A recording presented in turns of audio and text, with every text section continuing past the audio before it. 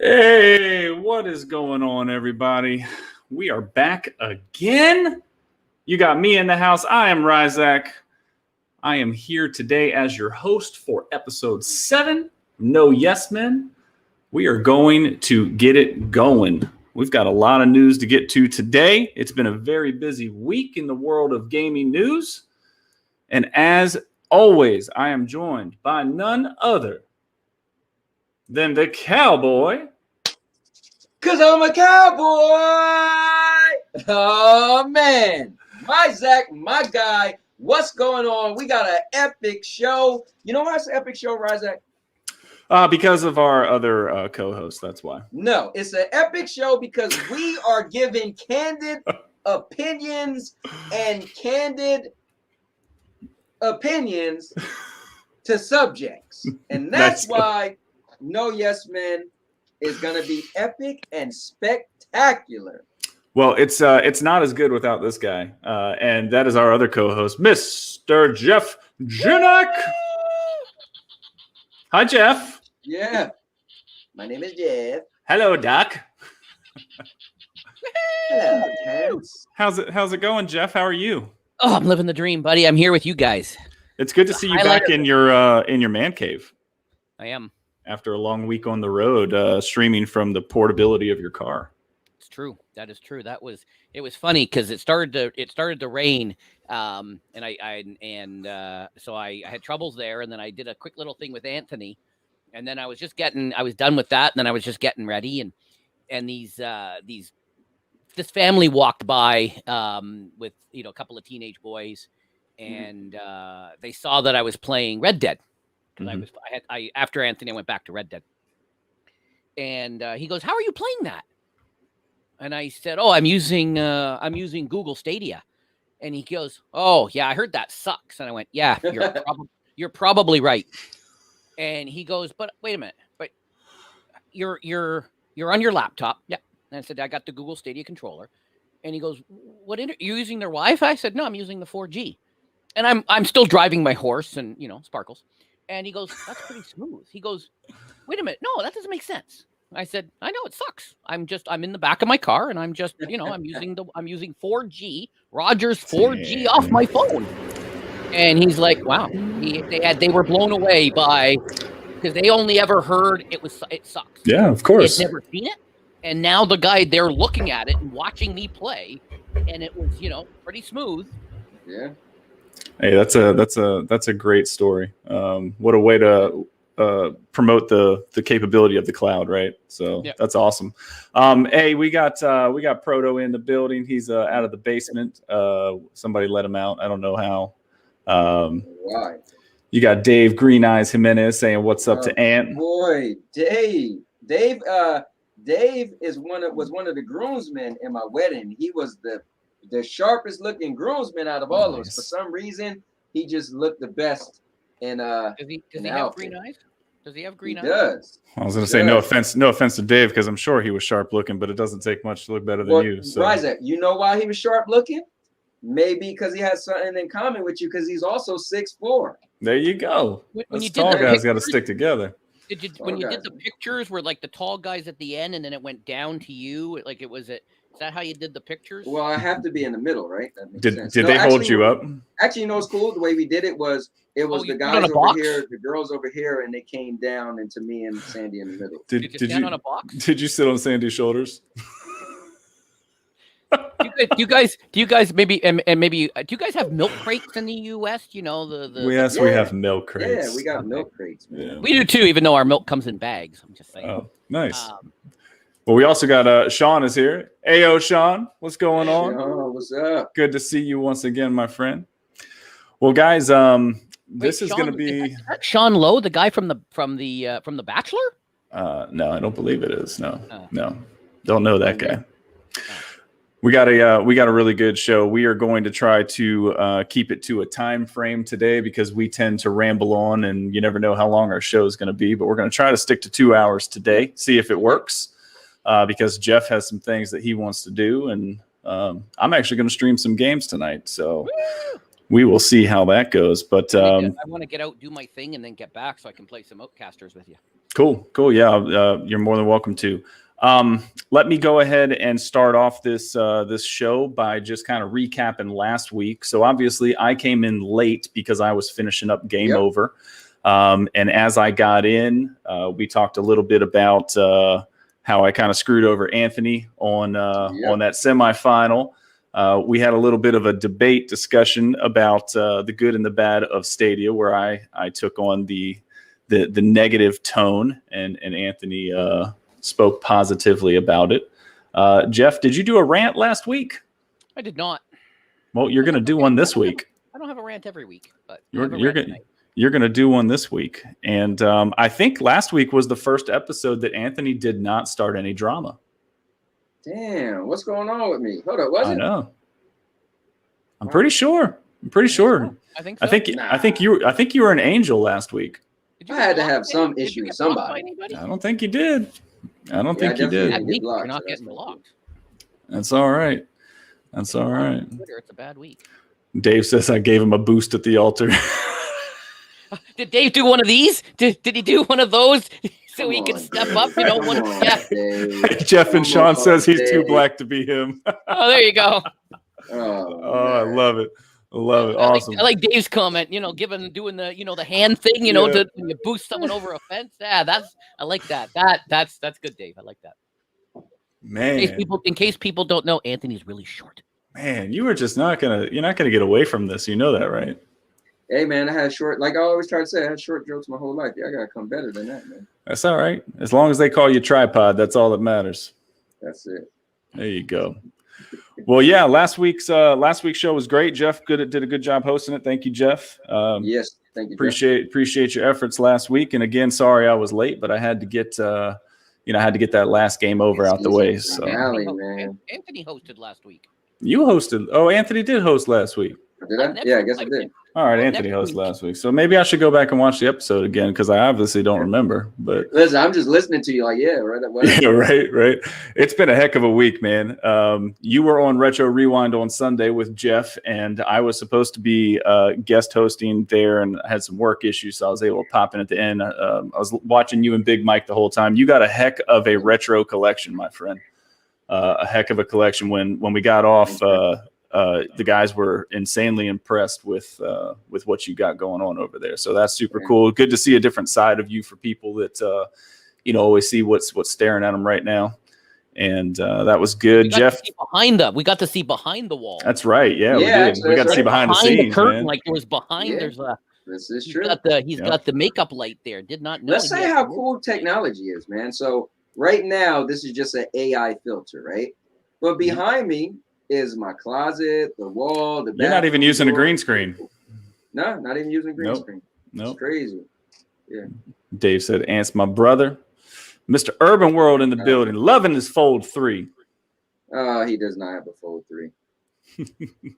Well, I think that might be a topic later on. But anyway, just a quick recap or keep the recap going. Jeff, you streamed Monday night from Lake Wikachaka, Waka Waka, Kuma Kuma, Lema Lema. Unfortunately, I did not. I streamed from my hotel room in Midland, Ontario. That's true. I tried to stream from Penetanguishene, right at the lake, right at the harbor there. Unfortunately, Mother Nature had other plans, and for the second day in a row, trying to do a live stream, because I also was trying to do it in Wasaga Beach, Ontario, for Retro Rewind. The skies opened up on me. So Retro Rewind was in my car because it was just coming down, and then it rained. It was not supposed to rain till 3 a.m. because I checked the weather. And we were all sitting around going, where did this rain come from? It wasn't supposed to. It was cool though, because I actually got to go into your test stream while you were testing it out. I was eating dinner, so I wasn't listening, but I was in the beginning, and you go, oh, I'm going to move spots real quick. And then you put all of your shit in your car and you go drive over to another spot. You get out, you unload everything, you put your chair down, you sit down, and you go like this. Ah, this is a much better spot. And then like 20 minutes later, it starts raining on you. So I wish people would have gotten to see that. That was a great, candid Jeff moment.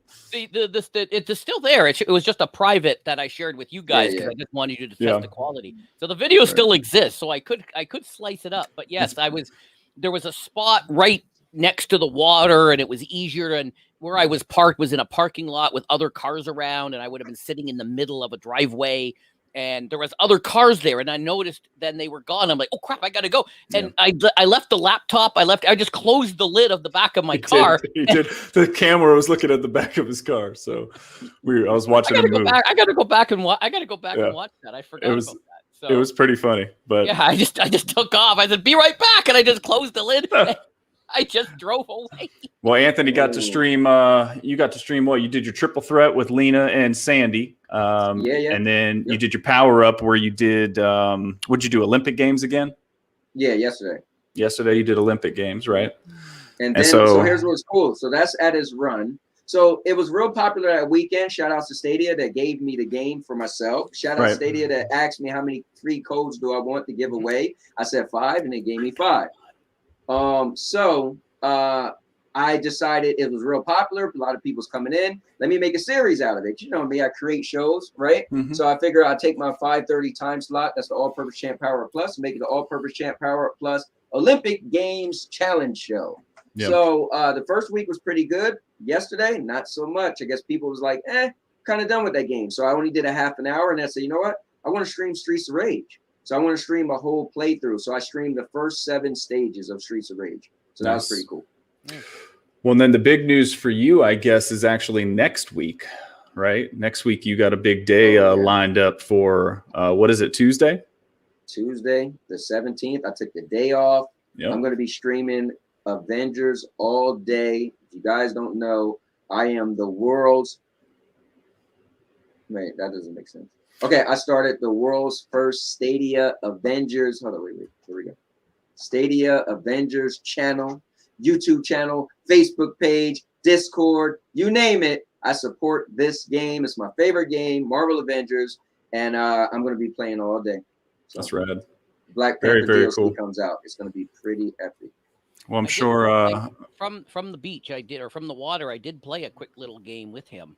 Yeah, that's right. Jeff jumped in. Yeah, I was nice. I was doing a Stadia Avengers stream, and Jeff jumped in. Yeah, that's awesome. I actually I made a video this week, showing the power of the cloud, and Avengers was the first game that I did. But in the first video I made, and so I sent you guys this video a bunch this week. The first one I made, it got copyrighted. TikTok actually copyrighted my video because I used a free song that's not a part of their platform. Then I made it again. I can't remember what happened with the second one. So then the third one I made it in a rush to hurry up and get it out. And the very first slide shows Avengers, and it says Google Avengers on Google Stadia. I was like, you've got to be fucking kidding me. But I'm not going back and doing it again. It's out there. That's what it is. When TikTok hits you with the copyright, because YouTube hit you with a copyright. They still let it play and everything. It's just that you will never be able to monetize it down the road. If you I let it stay on there for about 14 hours and it didn't get one more view, so I took it off. And that's on that. And I put that for you page tag on there so it'll show up just when people are scrolling. It didn't get one more view in the next 18 hours, so I took it down and put another one up. So I just figured it got blocked, but that's all good.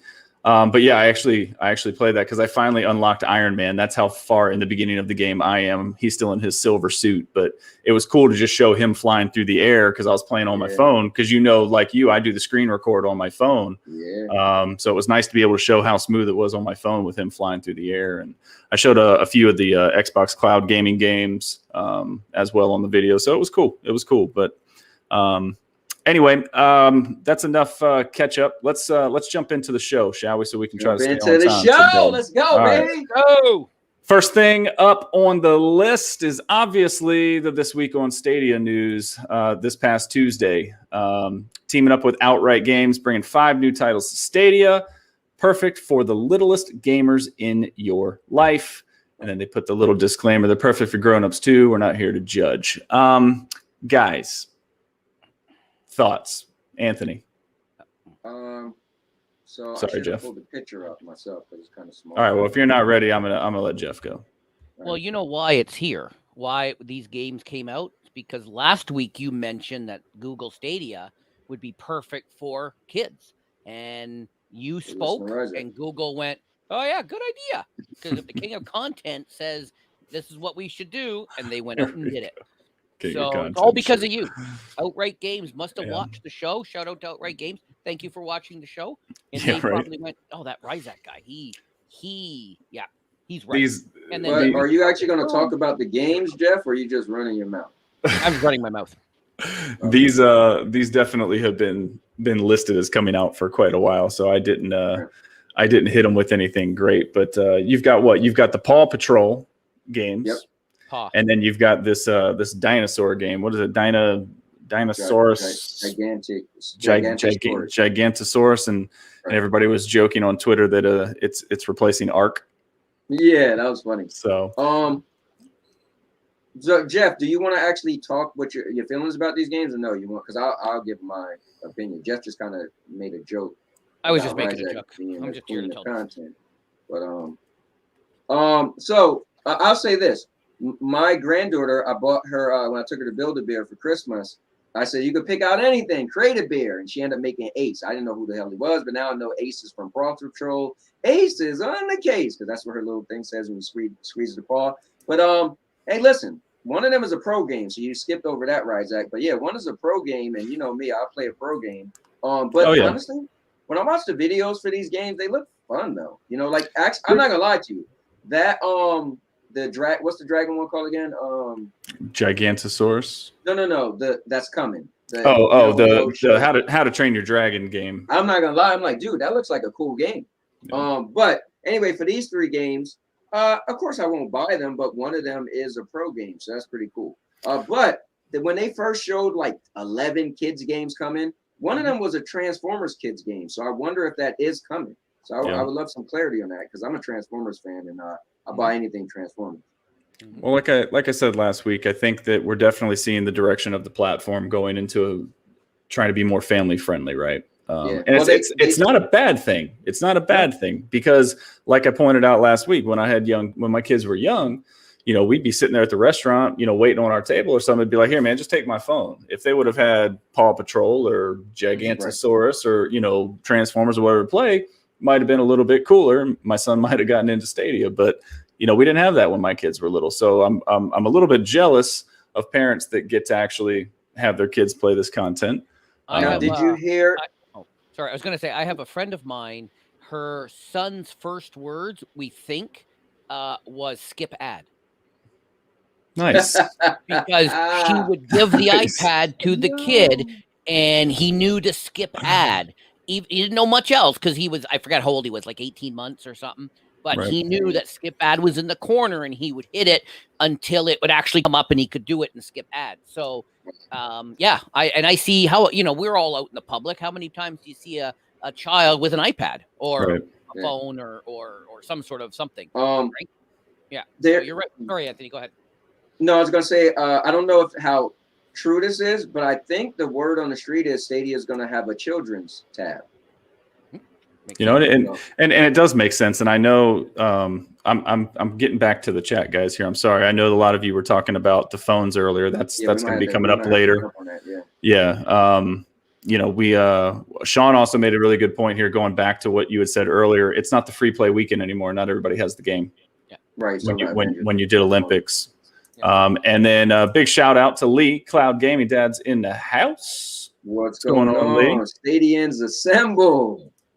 Everybody's making fun of me saying Google Avengers on my video. So very nice. But no, you know, Luna has the channel, right? Luna has a family channel. And so I know that there's a lot of talk about like the subscription versus the buy games model and doing the channels and this and that. I think it's a good idea if they can implement it, kind of like they've done with you know, Ubisoft.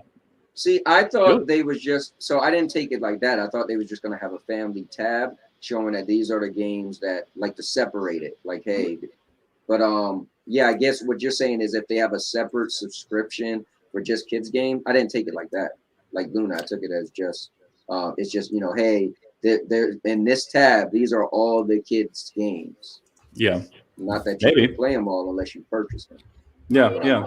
That's a good point though. They could have a different version that for the kid, for your son or daughter to just have, that way they can't accidentally purchase Cyberpunk.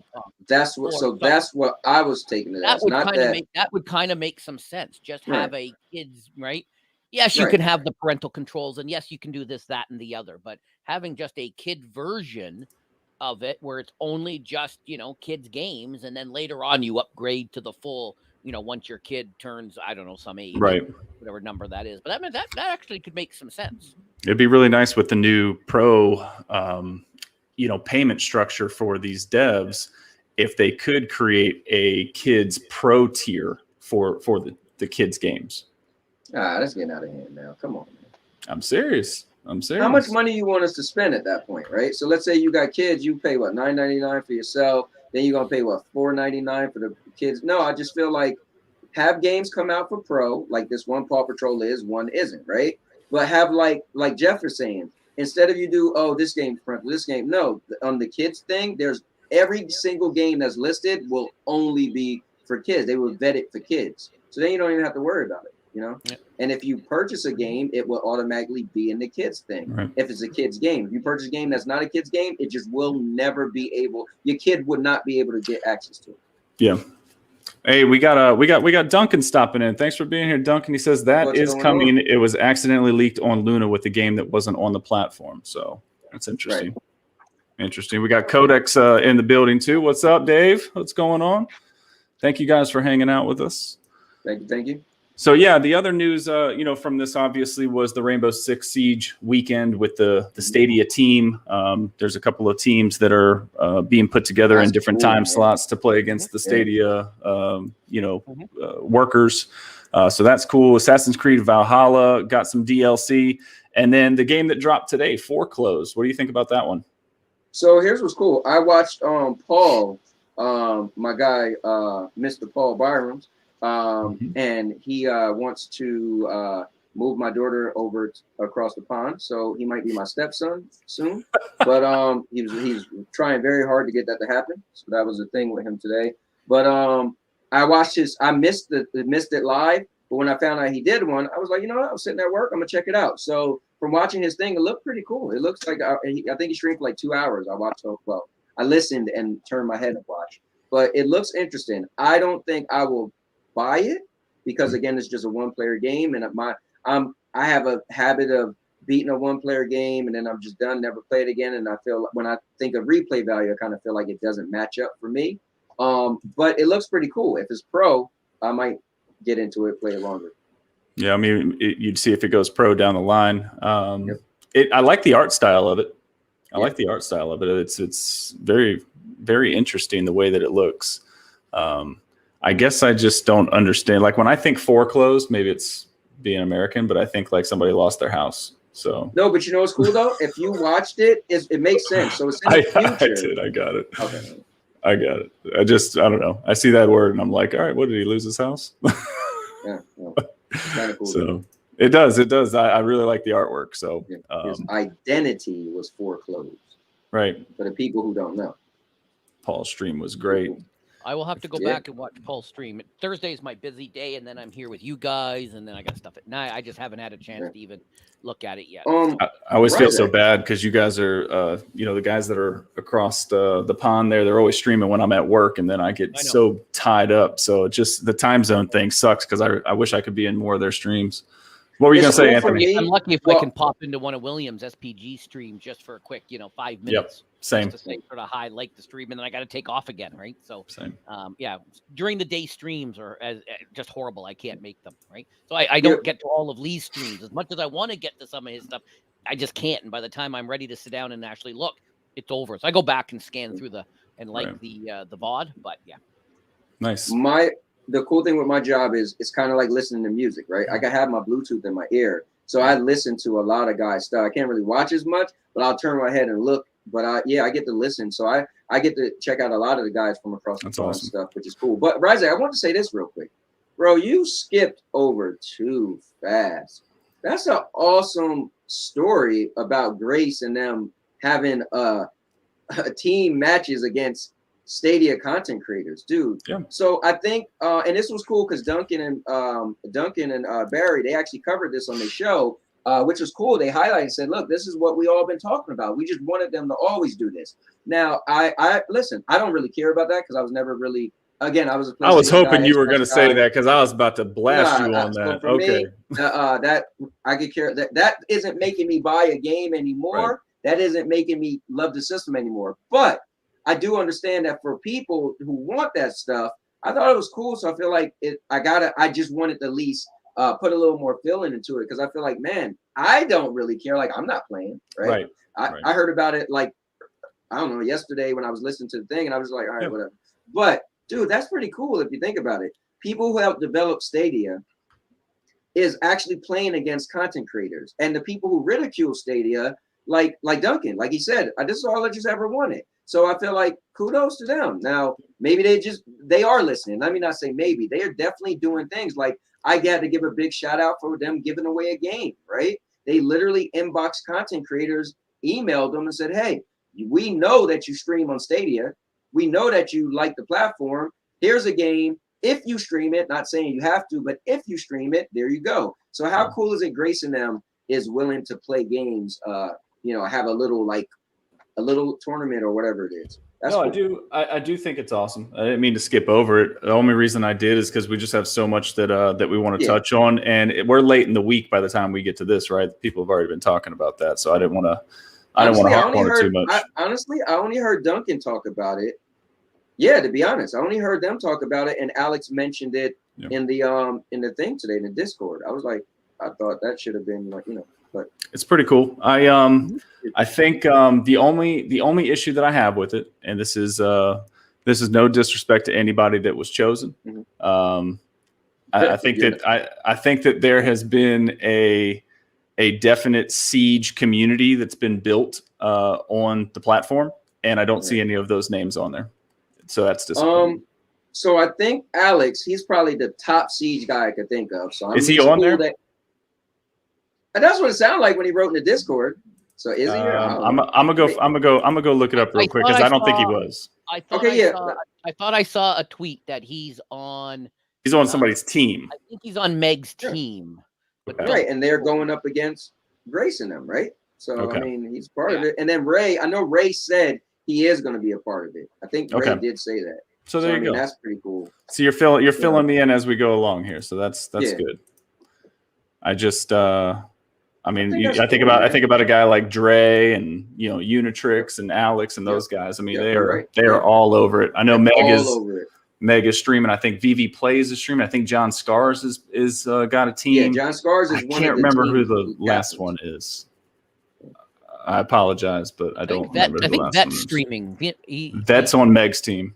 Yeah, but I think he's streaming. Is he not? I don't have that many details about it, to be honest. Nobody came to me and told me. I don't know. So I'm just He's kind usually of here, so he can answer it for himself. Dave says the time zone thing sucks, but we always drop in. We appreciate you dropping in. I Yeah. really need to do a better job of trying to get into your guys's, but where Anthony can listen to you guys during the day, I'm in meetings 24/7, so I'm always in these Zoom calls, and I've got to pay attention. In between Zoom calls, and people will see me in the chat. I just say I'm popping in between Zoom meetings. I try. Just to try to get a couple of views going and just to say hi to everybody. I also sit in a bunch of cubicles, so if people see me sitting there on my phone, they're like, "What are you doing? What are you doing? You're not being productive." Like, give me a break. Anyway, that's another topic for another day. I could do a rant on that. Alex is on Meg's team right there. There you go. So that's good. So I mean, I think overall positive this week on Stadia. I think it's geared towards kids for sure, but there's a mixed bag in there, right? I think it's good that they're doing this, all-star thing. Because just look at our, how much do we love Jackie and the Killer Queen Black, and that's all they do is interact with the community. Yeah. Yep. Right. And so if they're taking a page out of Jackie's book, or if Jackie, they had a little, community managers, meeting or Discord, and so I think it's that's true. That's awesome. Let me just say this real quick. I know in the past people was getting on Stadia. Oh, they need this and that, but I feel like Stadia is a big company, right? Or Google at least, right? Mm-hmm. I feel like maybe they wanted to vet out the people first, right? Maybe they wanted to see like, okay, who's consistent, who's really about Stadia, because you got people that love Stadia and next week they're bashing Stadia. So that would look kind of funny. I know I'm just going to be candid. I know, when, the Cloudy Awards, look at that, right? It was a big deal for Stadia, had Grace and them on there. And not saying those guys aren't as into Stadia, but they're not pro Stadia, right? Where back then it was more felt like it was. So it's kind of like, damn, Well, so I'll tell you that just wanted to wait a little bit. That Cloudy Awards, I watched the whole episode, and the guys did a fantastic job. And I was blown away when I was watching it and saw Chris and Grace in the chat talking with everybody, saying hi. And that really kind of hooked me in. I was like, this is pretty awesome that they would go out of their way to do this. Obviously, I know it's a new platform and they've got to do it. And I think that kind of set a tone and it set a bar that I don't think they've gotten back to. So it is very cool to see this because it's them trying to make that effort again. And Jeff, you've talked about this many times, the Google way and everything. I am under the impression that they are not allowed to do more than what they do. When people tweet at them and especially their personal accounts and things, and I'm guilty of doing it too, and they don't respond, I think that they can't. I believe that there's things in their contracts that say that they can't. And Ryzak, you and me talking when you was a little. Oh, go ahead, Jeff. I was gonna say like I've said it before. It's the Google way. Well, I even think it's business wise, right? So when Ryzak was a little butthurt about them not giving him codes, I said, bro, maybe they can't maybe they like, dude, his show is epic. But if I give him a code and somebody's going to say, like you just said, perfect example. You said, I don't know, man. I feel like this person should be on the team. They should be on the team. It's like you can't have everybody. And then somebody's going to feel some type of way. So I bet it's hard for them to pick and choose, right? Mm-hmm. Of course. Like, that got to be hard because we're like, bro. Let me ask you a question. If they did a Stadia Avengers big old thing and they didn't include you, how would you feel? I'm going to be pissed. See, that's what I'm saying. Okay, I see what you're saying. So like you're like the face of the Google Avengers community, right? When I think Rainbow Six, and I've played it quite a bit, right, off and on, not as much as some of you because that's not really my game, but I have played it quite a bit. I don't think of those people's names that are the team captains. I agree. I love all of them. I think they're all great. I'm not talking trash about them in the least, and they have great followings. They are great supporters of Stadia. No issues with them. But I think of the Dreys, and I think of the Unitrix, and I think of the Alex, and there's certain guys. Another guy that we played with the other day, new to my friends list, and I'm going to mess up his name. Orange something. Something orange on a team. It makes no difference. Right. That's playing with Meg and Alex. It's going to be great. What's up, Vet? I see you there. So I mean, it's going to be a great event. And I think it's them making those efforts where they can to get back to what we saw at the Cloudy Awards with that interaction, right? So it's cool, man. I think it's great. Sure. All right, let's jump off of that one. Let's jump into this one. Sure. This is fresh off the press this afternoon. Shout out to Nibble. I don't know how you say his name. Found this on Kotaku. I hate to give them a plug, but it is where it came from. Rockstar's working on a remaster of all 3 classic Grand Theft Auto games. That's 2, Vice City and San Andreas. All 3 remasters will use the Unreal Engine and mix old new visuals, coming late October, early November to PC, PS4, 5, Xbox One, Xbox Series X and S, Switch, mobile, and Stadia. But Take-Two doesn't like Stadia, is what I hear. Everyone keeps saying Take-Two. You know, it's funny to see this, and I was like, damn, Stadia's not going to be listed. Oh well, whatever. So Jeff, I got a little bit more into this article, and I didn't have it up here. I just wanted to keep it light and simple and let us talk about it. But the company that is remastering these 3 games is the same company that does Red Dead Online for them. And so since they're having the speculation is that because there's not a lot of updates that are coming out for Red Dead Online now, it's because their attention has been pulled away to work on these 3. That makes sense. If they port these 3 over on Stadia and, you know, they do well, possibly you could see Red Dead Online come, since they'll have already, they'll have already done the 3. Maybe Red Dead Online is already on Stadia. So. But if you have the game, it's not there as its own entity. It's still, oh my God, can I talk about this? Go for it. Bro, that's just dumb as hell. People are like, it ain't by itself. So what? The game's like $4 anyway. Like, no, just buy the whole game. It's a full price game. It ain't. When it goes on sale, it does not drop under $40. Jeff, you can back me up on that if you want. It is true. It is true. So, but again, to people that don't want to play the storyline, if they could get $20 for just the online. No, actually, I paid full price for it when it came out. Right. When I first, when I got Stadia, and I've never played the story. Never played 1 second of the story. I didn't either. I was bullied. I'm on a game show and they asked me story questions. Couldn't friggin' answer any of them. I never played the story. Rigged game. Pro Top down here says me being on a gaming team would be a mistake. So I'm happy they didn't choose me for any events right now. Maybe another time. They were number 1 on his list too, or he was number 1 on their list. You know, yeah. So. But no, I mean, I think that this is awesome because it's showing another company that's willing to bring their games to the platform when everything you hear is to the contrary, right? And I think last week the news about that whole Take-Two thing, or maybe it was the end of the week before, was that the boss at Take-Two says that he doesn't like streaming, subscription-based streaming software, right? Right. Well, Stadia, you can buy your games. Yep. So that's where it's different. And that's one thing Anthony always talks about, is that he loves Stadia because he's able to buy his game. Yep. So this kind of winds up being proof to that theory, Anthony. So this is not 3 games that you're going to buy. You know, this is going to be one game though, right? It's one purchase and you get all 3 games. That's cool. But Grand Theft Auto. So here's what's cool.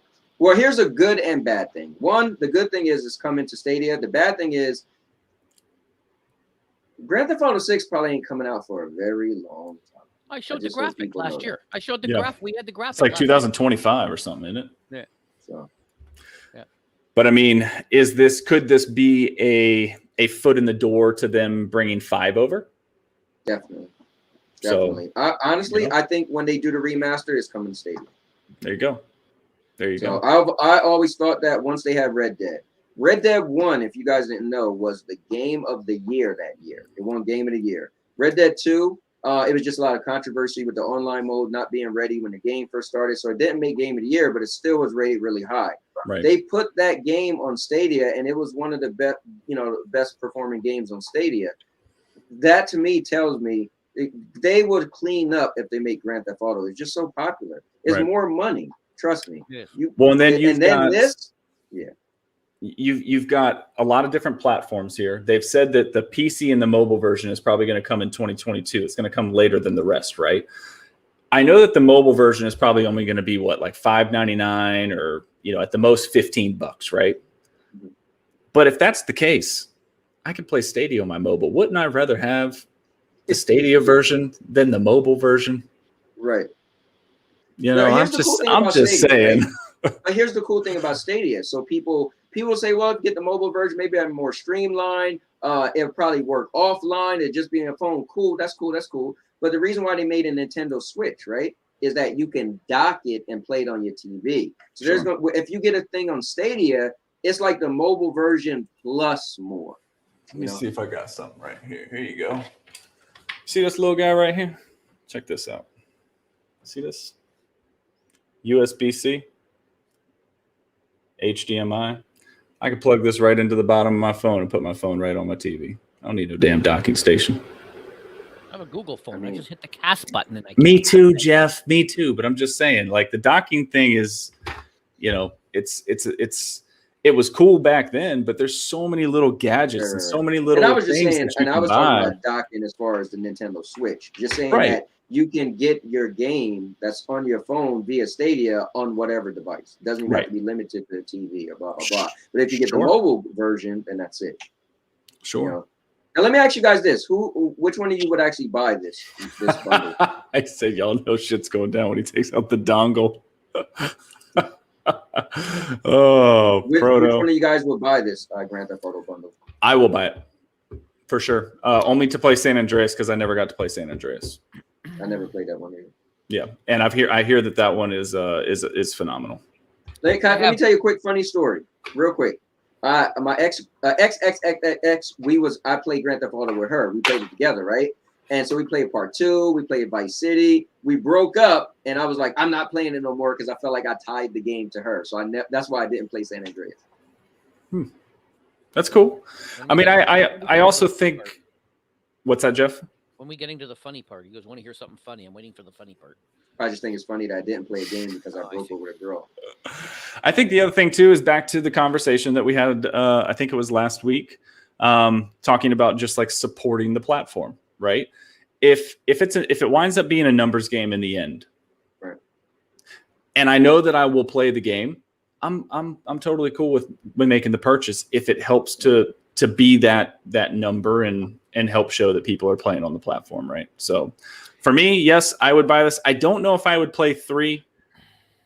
I might touch Vice City, but I would buy it just to play San Andreas because I've heard a lot of really good things about that one. So anyway, that's just me. I will probably get it, and I will probably do a special Friday night retro stream where I play the original on my console. Yeah. Like I did with SpongeBob that night. Yep. Back there was somebody. It was way back in the day. Somebody couldn't stream on a Friday night, so I did my retro SpongeBob, and then I bounced over into the Stadia SpongeBob. So I would do exactly the same thing. Play it on one, and then switch to the other. Yeah, no, it's great. That'd be a good way to show, how it's come, right? And I understand too that they're going to try to keep it as close to the way that it used to look, but they're going to change certain things like the menu, the in-game menu, how you can, like the weapon wheel, things like that. They're going to try to make it more user-friendly, but they're going to try to keep it looking as close. We'll probably have to change. Yep. There's some technical things that they would have to change just because the technology is all different than way back in the day, right? So that would make sense. No, that's I would that's I would cool. do that. I would do a special retro stream, or I would do one and then the other. Awesome. Yeah. Well, I just good. No, I was gonna say last thing about Grand Theft Auto. You play one, you play them all. It's based in reality. You just drive around, steal cars. Now if you're not into the story mode, then Grand Theft Auto is Grand Theft Auto. One just might look better. Then it's not for you. Might have, bigger stuff. I used to play them, so I could tell you from experience. Right. I mean, Vice City was cool because in that time period, I guess the music that was playing, the Miami Vice theme. Yeah, I feel like, now me personally, I wouldn't spend my money on the older games. I also wouldn't spend my money on part 5 either, but I would spend my money waiting on part 6 if that was to come. But then I wouldn't even spend my money on that either because I guess it's not for me. And I mean, I was a diehard fan, but I guess I kind of grew up past that. Like if me, I would play Watch Dogs because it's Grand Theft Auto, but with techiness. So I could, take Use over a the camera drone, and stuff. You know what I'm saying? But so you want to hear something funny? All right, we're waiting for the funny. Let's see it. Okay. So last Saturday, it was, 8 or 9 in the morning. And my oldest son, my 20-year-old son, was sitting there playing GTA 5. And so I got my coffee and I came down, and my 18-year-old son has it on the other PlayStation, which is on the TV right above him. You guys have seen the man cave. There's 3 TVs. So I fired it up his PlayStation, and he had left it in the game, and it was there. So I'm like, all right. So I pick up my controller and I just start walking around, and then I get in. There's a car, so I get in the car, and then I'm driving, and then my sons hate it because I make the when you go to turn. Well, I stop at the stoplights. You make noises. When I turn, I go. So that was fine, and then I knew it. I did that for about 15 or so minutes, and then it was like, all right, I'm going to change. I went, well, that's a truck. Then I ended up taking the guy and throwing the guy out of the truck by accident. And then I mishandled the truck, and then I started smashing into things. So eventually the police came after me and shot me. And so he said it costs. I forget how much it costs when you die. To $500 or $5,000 when you die, because they bring you to the hospital and whatever. So I texted my son who was asleep, and I said, "Oops, cost you $5,000." And then it was like I died again at the hands of the police, and I died a third time at the hands of the police. Each time going, "Oops, now it's 10. Oops, now it's 15." And then I went, "Oops, it's." And then the last one I said, "Oops, it's 20 now," and. And then later on, when he finally woke up, he saw all the texts and he was so mad at me. And I said, no, only died by the cops the 3 times. And he goes, well, what happened the 4th time? And I said, well, I hit something and I went through the windshield and I got hung up on a fence and I died. And he goes, you can't do that. And my other son goes, no, apparently you can. I watched him do it. I hit something and I went through the windshield of the truck, thus dying the 4th time before I finally gave up. So I cost my son $20,000 in story mode money. And my other son goes, I thought it was easier for him to lose the money in that mode than in the online mode. Because, dad sucks at the game. So, and I was just chatting to my son and I was just fucking around. I ended up killing my son's character. So next month to make 1 year when they announced the Grand Theft Auto 5. And they said in September, which was a year ago, that every month they were going to gift everybody who's playing the game, every month they gift you $1 million of Grand Theft Auto money leading up to the game. So it's funny because I guess it got pushed back because the game isn't out yet. So. Well, the comment on the screen from Proto says, GTA 5 left. Did it already leave or is it going to leave? I thought it was going to leave. I didn't know it already left, but he said maybe a contract is starting for the series in the cloud. Just a thought. So, maybe we'll see. That's my grandson. So my kids hate it because I actually obey the traffic lights. I stop at the light, and that's awesome. You're like you would do the same thing, wouldn't you, Ryzak? If you were playing, you'd stop. One of my very good friends from childhood. His son does the same thing. He's 8 or 9, and he just drives around and follows all the traffic rules. When I play Grand Theft Auto, so one of my favorite racing games, Anthony. I know you like the arcade racing games. I loved Need for Speed Most Wanted. That was one of my favorite racing games ever because I used to love trying to get the cop level up and see how long I could just outrun them and try to get the level up. And so I like to do that in Grand Theft Auto. I like when the helicopter comes out and the tanks and all that stuff, and they, you try to see if you can get away from them. That's more fun to me than for playing them to come game. After me, and then I'm like, why are they? Oh, and then I don't know. I did something, and then some guy started beating me up. I'm like, why is this guy beating me up? He goes, well, because you took his truck and he came after you. There's so many different ways to play the game, right? So, so what's funny though? And then when I beat him up, another guy came around the corner and started putting the boots to me. Here's what's funny. So everything you're saying, we could do all of that on the how many Legion games we got, all of the Assassin's Creed games is like another version of it's so funny, but Grand Theft Auto was like the building, which is why it means a lot. Because I remember back in the day, Grand Theft Auto was like the first sandbox game, meaning an open world where you could literally just jump in a car, whatever. So it was groundbreaking, right? But picking up the stripper, taking her in the car in the alley, letting her get out the car, taking your money back. The same thing. Well, probably not that, but Grand Theft Auto I think it winds up to you know a lot about this. It's branding. The Grand Theft Auto name carries more weight than Watch Dogs. Yep. So and it doesn't matter that it's go ahead. No, I was going to say people are still watching it. XQC was streaming it. I don't know, a week or two ago. He had 100 and some odd thousand people watching him play the game. Right. So people are still playing it, and people are still watching other people play it. Right. If you just look at fire up Twitch.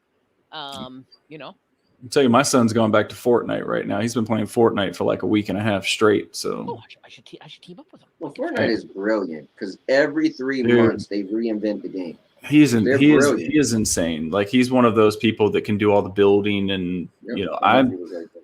he makes me sick watching him. Like I can't move like that. So anyway, I wonder what happened to your. I wonder what happened to my nephew. What happened to your son? So my nephew was diehard into building and everything. And then I said, dude, it's like a kid's game. And you know what happened? Warzone came out. And as he got older, he was like, oh yeah. So it's like everybody I see that was younger into Fortnite, they're all playing Warzone because they feel like, okay, people are like, oh, it's a little kid's game. The little kid is like, so. But when you get a little older, you're like, unless you're Jeff. We talked about this. They're all leaving Warzone. They're all going to Apex, and they're all going Warzone. There were more people watching Dr. Disrespect's Apex stream the other day than watching all of the Warzone streams. There was 117,000 people watching Dr. D, and there was like 100 and something thousand watching Warzone. and I think that they had an event, I think last week or maybe the end of the week before. I've noticed that he tends to trend back whenever they do the event. And so they're smart, you know, because they see their numbers going down. They're like, oh, hey, we got to do this thing. And I want to say it was last year or the year before they did like a Travis Scott concert where they made like Travis Scott life size, like the 50-foot woman size in the game. And he did like a concert live. And it was live. And there were just people, there was, you know, thousands of people just hanging out in this. You're talking Fortnite. Yeah, you're going back to Fortnite. Yeah. Yeah. Somebody else is doing a show in Fortnite coming up. I forget who.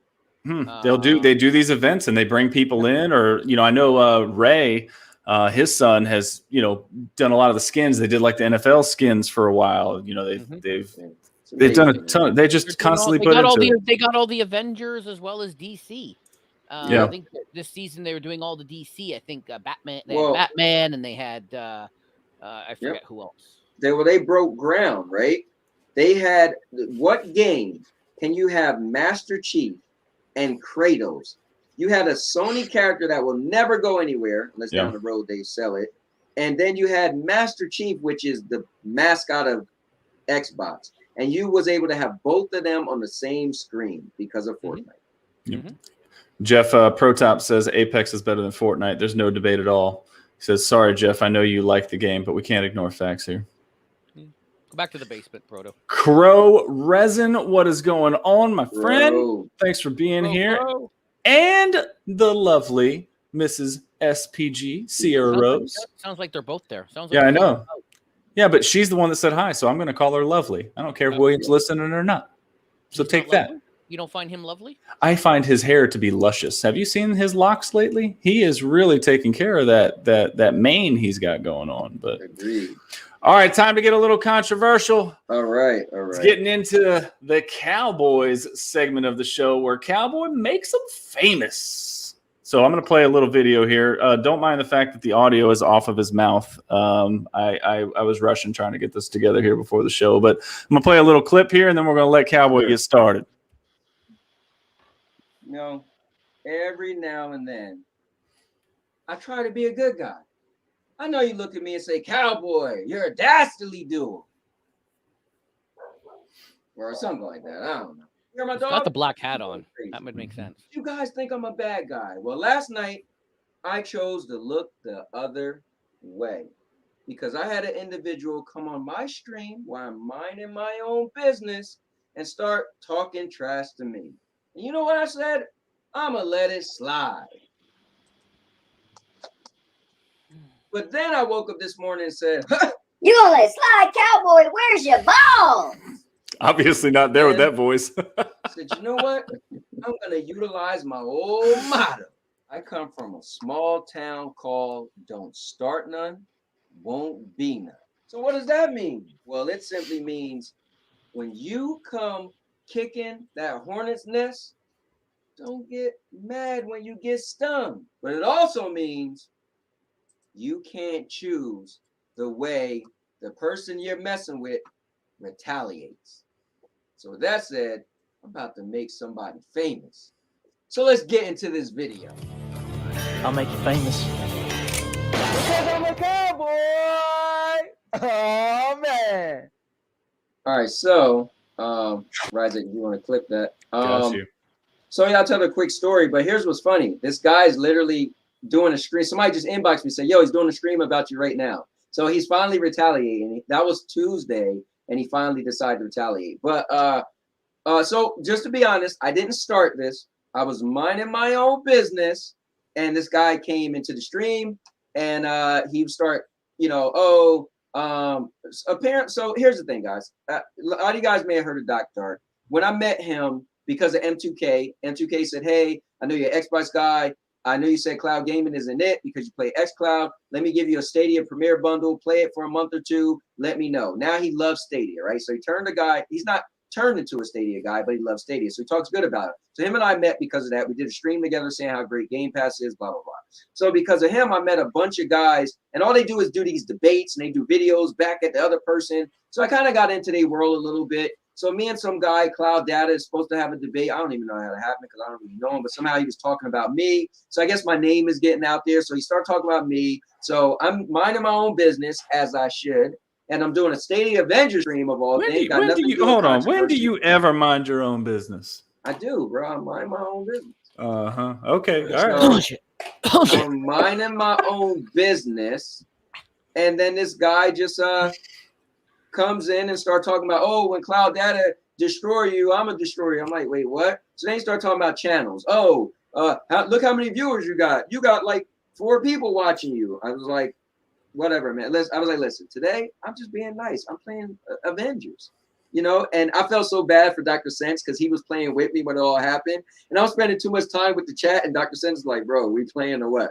So anyway, he started going like, oh, channel for channel. What do your channel do? I was like, I don't watch your channel, so I don't know what your channel does. Oh, well, Xbox versus Stadia. If you win, I give you $300. If I win, you give me $200. I said, what about Xbox? I said, what about Stadia versus xCloud? He didn't say nothing. I said, that makes more sense, right? So anyway, he started talking all this stuff, which was cool because Mr. Urban World was watching. So Mr. Urban World pulled up was like, look, Now Your Mom Knows have 300 and something thousand views. You have 72,000 views. I was like, oh. And in the last month, and Now Your Mom Knows had 10,000 views. You had like 7,000. So anyway, it was just something about me and him. But I woke up, I said, I'm going to let it ride. But then I woke up the next day and I said, you know what? They tell you walk up to the bully, the biggest bully, and you punch him in his mouth. So since apparently he's like the guy that, he has people come in the show and he go all in on them, but he's kind of like the crazy ghetto dude. But I got real to have my creative juices was flowing. And I said, you know what? If I'm going to make a video, I'm going to go all out. I don't really know him, but I'm not going to allow him to strike back, which apparently he's striking back at me right now. But I wanted to make sure I hit him hard. So, what he said? Okay, Sean says he's at it right now. Yeah. So I feel bad because Doc Dark inboxed me and said, dude, you kind of went overboard. He was like, I'm shocked because you usually do really good videos and really your videos is just about gaming, but you took it away from gaming. And I was like, dang, I feel bad. But I felt like I wanted to, because I heard his reputation. I feel like I want to strike first. I should pull up his video that he's doing right now of me. But anyways, here, let me see if I can find this channel. But anyways, so I don't know who this guy is. Yeah, I don't know. TK9. I only know from your video because you shared it with us the other day. You know what's crazy? I don't really know him either, but I know of him because I heard Doc Dark do a video one time where he was like, okay, he's not going to be so into Xbox anymore, but he was like, oh, follow TK9. He's like the guy when it comes to Xbox, but he's ruthless and blah, blah, blah. So I heard of him being like some crazy dude or something. Okay, yeah. Is he? Okay, hold up. I'm gonna pull it up. You good? And you guys, I think I just gotta share it. Let's see what this guy is talking about me for a little bit. Let's see. Here we go. All right, there we go. Got it. There we go, right here. Not the way he looks. Well, so look at him. Hilarious video, by the way. Hilarious video. Flag go. Oh, there you go. There you go. All right, y'all. Yo, flag on the motherfucking play, bro. and look at me. Come on, man. I'm 45 years What old. the fuck? I look like this. I'm married. Got a dog, kids, a job. I'm established, man. You gotta try very hard, bro, to shape my. So, this is what they do. Like Dr. Ark and them, they'll play your whole video, but then they pause it and then they talk about what you said in the video. So I'm not gonna play the whole video, but I guess that's what he's doing. He's playing my video and he's, I guess he's pausing it and he's going on whatever I said in the video, which is kind of cool. I thought he was gonna do something different, but that's kind of cool because I'm dying to hear how he's gonna break down and I guess get back at me. I don't know, but I did cross the line. I'm not gonna lie. I made it sound like his girl would like me, and I was like, don't show your girl this video to mess up your relationship. And then I did call him a homo. My bad. I mean, I guess I went all out. I was, I feel kind of bad now because. I was just wondering with the referee, the referee shirt. That's an SPG. Hey, check this out right here. Sarah said Williams said right now, I am the only referee. Yeah, I don't know why he's playing it. Right? Hold on, let me see. My nigga. My nigga. Oh, hey. You gotta try very hard. Hey. There you go. He looks I like You it. in there half your video trying to holler at me, my nigga. This nigga gay. This nigga gay. Okay. So Okay. yeah, that's CK9. Right. So there you go. You getting some man love going on. Look at you. Look at you. I hope he makes it funny though. I'll give credit where credit is due. I hope he's just doing a good job. He sounds butthurt. I'm not gonna lie. Oh yeah, trust me. I went to the sounds video. butthurt. I mean, if you watch the whole video, I was not cool. I feel Sean says right here his shots are mainly about sexuality. So okay. Well, then he's just trying to do what I kind of do. But anyways, what else is gonna say? Why do So, you I look mean, like you're dead? You look like you're dead. You look like a ghost right now. We got the ghost of the cowboy. I know that's weird because I don't really know what happened. Huh? You fading away. You going transparent. Fix your makeup light. Oh, you know what it is? I think the sun is probably. There you go. Now you're back. Yeah. You know what it is? It's just the way the sun is coming down. Yep. It was hitting your background. Yeah. But no, actually, it was hitting the camera. Oh, literally on my camera. Anyways, Gotcha. but look, so we can get past that. Could you share one other thing? I got This is what I you. really want to get onto. Go for it. This is what I really want to Hey, Sean, his true colors were finally coming out. That's all it is. Makeup was wearing off. So I'm gonna pull this up. So guys, I always have to have a story. Don't kill me, but Jeff, I'm gonna take us off right quick. I'm gonna give him this one, okay? Yeah. Oh man. Go for it. Yo, it's yours. I'll maestro from the background. Okay. Don't kill me, guys. Don't kill me. So I want to play this real quick. Unearthed weeks before by community members. Yep. Many of which are well known. And this was brought to their attention, and I guess they don't plan to fix it. Anyway, this is our awardee for poor journalism of the month for July. Hold on. Let me play that over again.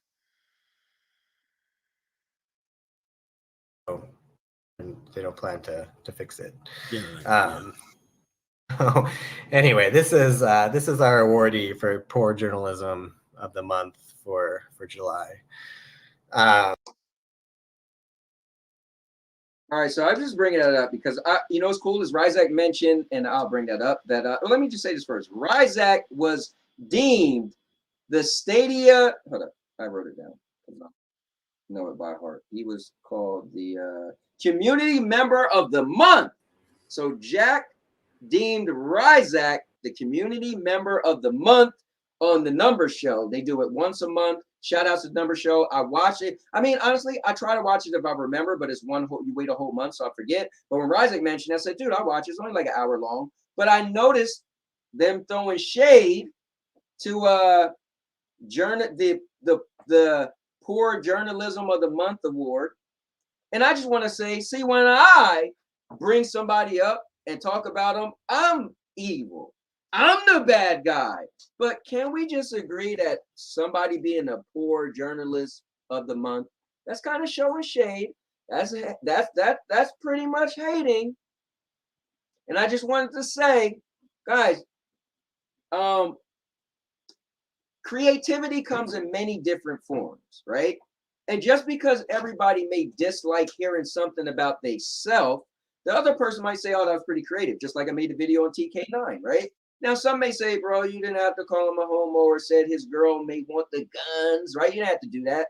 But it still was creative. Some people liked it. But I just wanted to say, when I heard, whoa, they doing a poor journalism of the month, it's kind of like when Clive was doing his idiot of the week, right? There's people in the community that throw some type of shade, but I get deemed the bad guy when I do it because I'm up front and center. You know it's coming. But other people sneak it in there and everybody's like, oh, that was a good little segment. Oh, Clive, you did it. That was funny, Clive. Or, oh, well, actually, I did hear some people was bothered by Clive messing with people. But yeah, so I feel like other people are out here doing similar things, throwing shade at people. And I just wanted to just point it out there because I happened to catch it. Y'all guys know from the beginning, I said, if I catch certain things, goes by my eye during the week, I just want to bring it up on No Yes Men, talk about it. So I just wanted to say, I don't really have a problem with it. I don't have a problem with it. I feel like they're making a part of their show a little controversial, but creative. But since it's an only Stadia show, they're showing the people who had problems or was lying or whatever about Stadia, right? But either way, you're still down in somebody else's product and somebody else's work. Again, I don't have a problem with it. But I'm just saying, but if I did it, oh, I'm bad because maybe you might know that person. Oh, because I might call out somebody that you just watched their video and you know them and they're your friend. But if I say somebody like TK9 that you never met before, go on, cowboy, get him, get him. But if I mention somebody you know, I'm the bad guy. All right, I'm done. That's my little rant. Just once.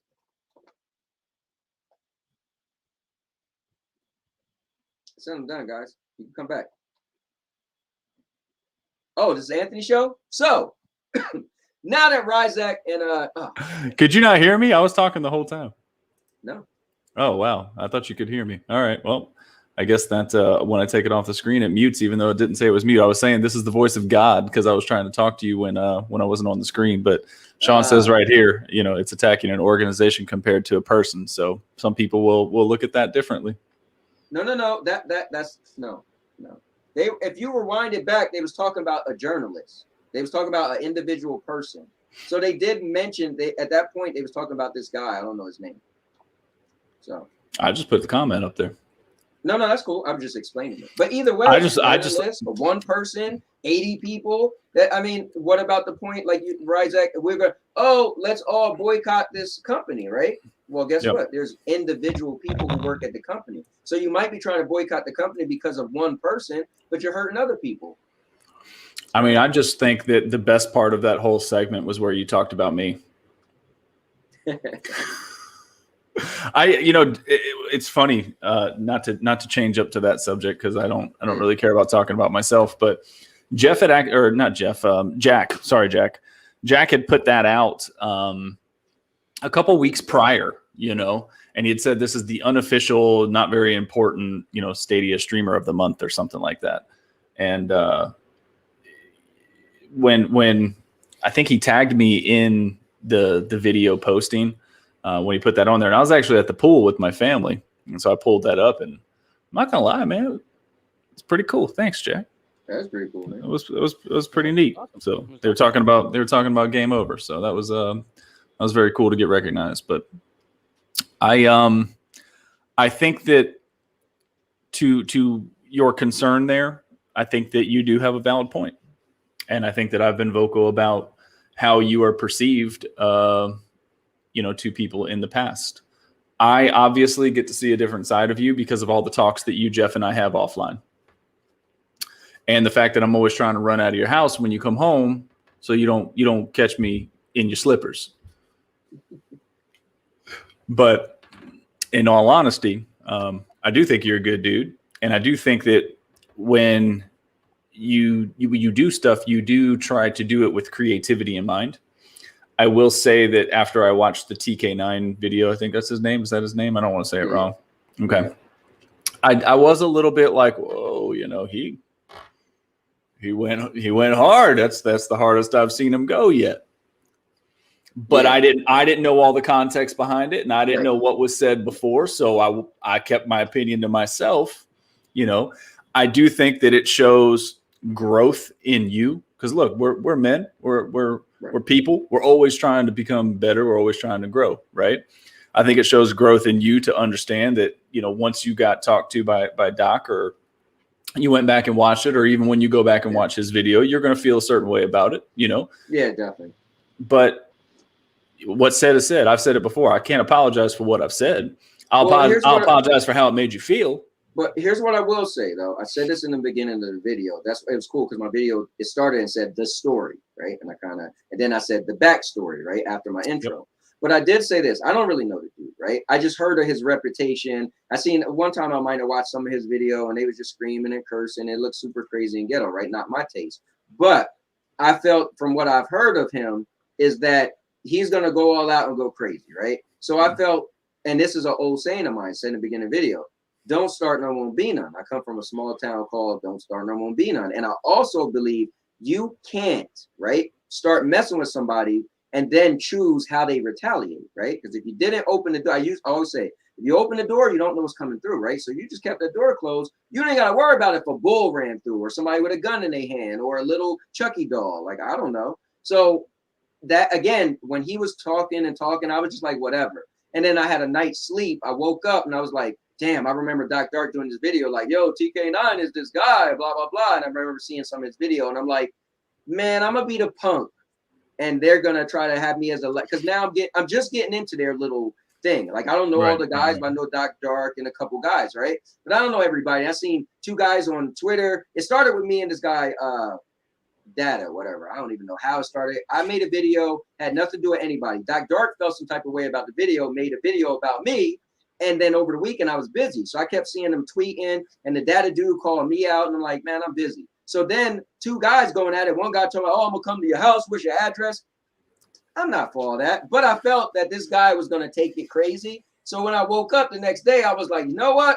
If I'm going to make a video, I'm not going to leave any room for error. I probably don't even need to make another video because I trumped him with everything. He tried to bring up our channels. I showed that my channel was bigger and had more views. The only thing you can say is if he do an individual live stream, his peak viewership might be bigger than my peak, right? Right. But other than that, I had him, right? So then I challenged him and he never responded. So where I come from, that's a forfeit, still a win for me. So I just felt I had to go all out. And then I wanted to put the silly stuff. I was making a funny voice, so you know I was being funny. But I don't know if he got a girl. You do that in a lot of your videos, though. So I do. That's just trying to be comedic. That's my level of I'm being a clown right now. Right. Anyway, but we could get off. Really, I thought it was the cowboy hat, but hey, I got to give a big shout out to Sean because Sean seems to be, by all accounts, a really real dude. You know, all of his comments are always spot on, but he says right here, you know, I'm an old school guy, so it don't bother me, but people mistake criticism for attacking. You know, I think that's very true. We've talked about that before. But then he goes down here. Also, the issue might have been because you try to play the game his way, and that's not you. So that's him, you know, I think giving you a pat on the back because he thinks that you're above that. I do like my videos. I don't do that, but I just felt like this guy's reputation. I felt like, you know, their whole thing is they like to laugh and make fun of people, right? So my thing is, I always said it. I like to debate more than I like video games, right? I love a good, articulate, intelligent debate. I love if you bring point. I always say I like logic more than I like emotions, right? I like facts more than I like opinions, right?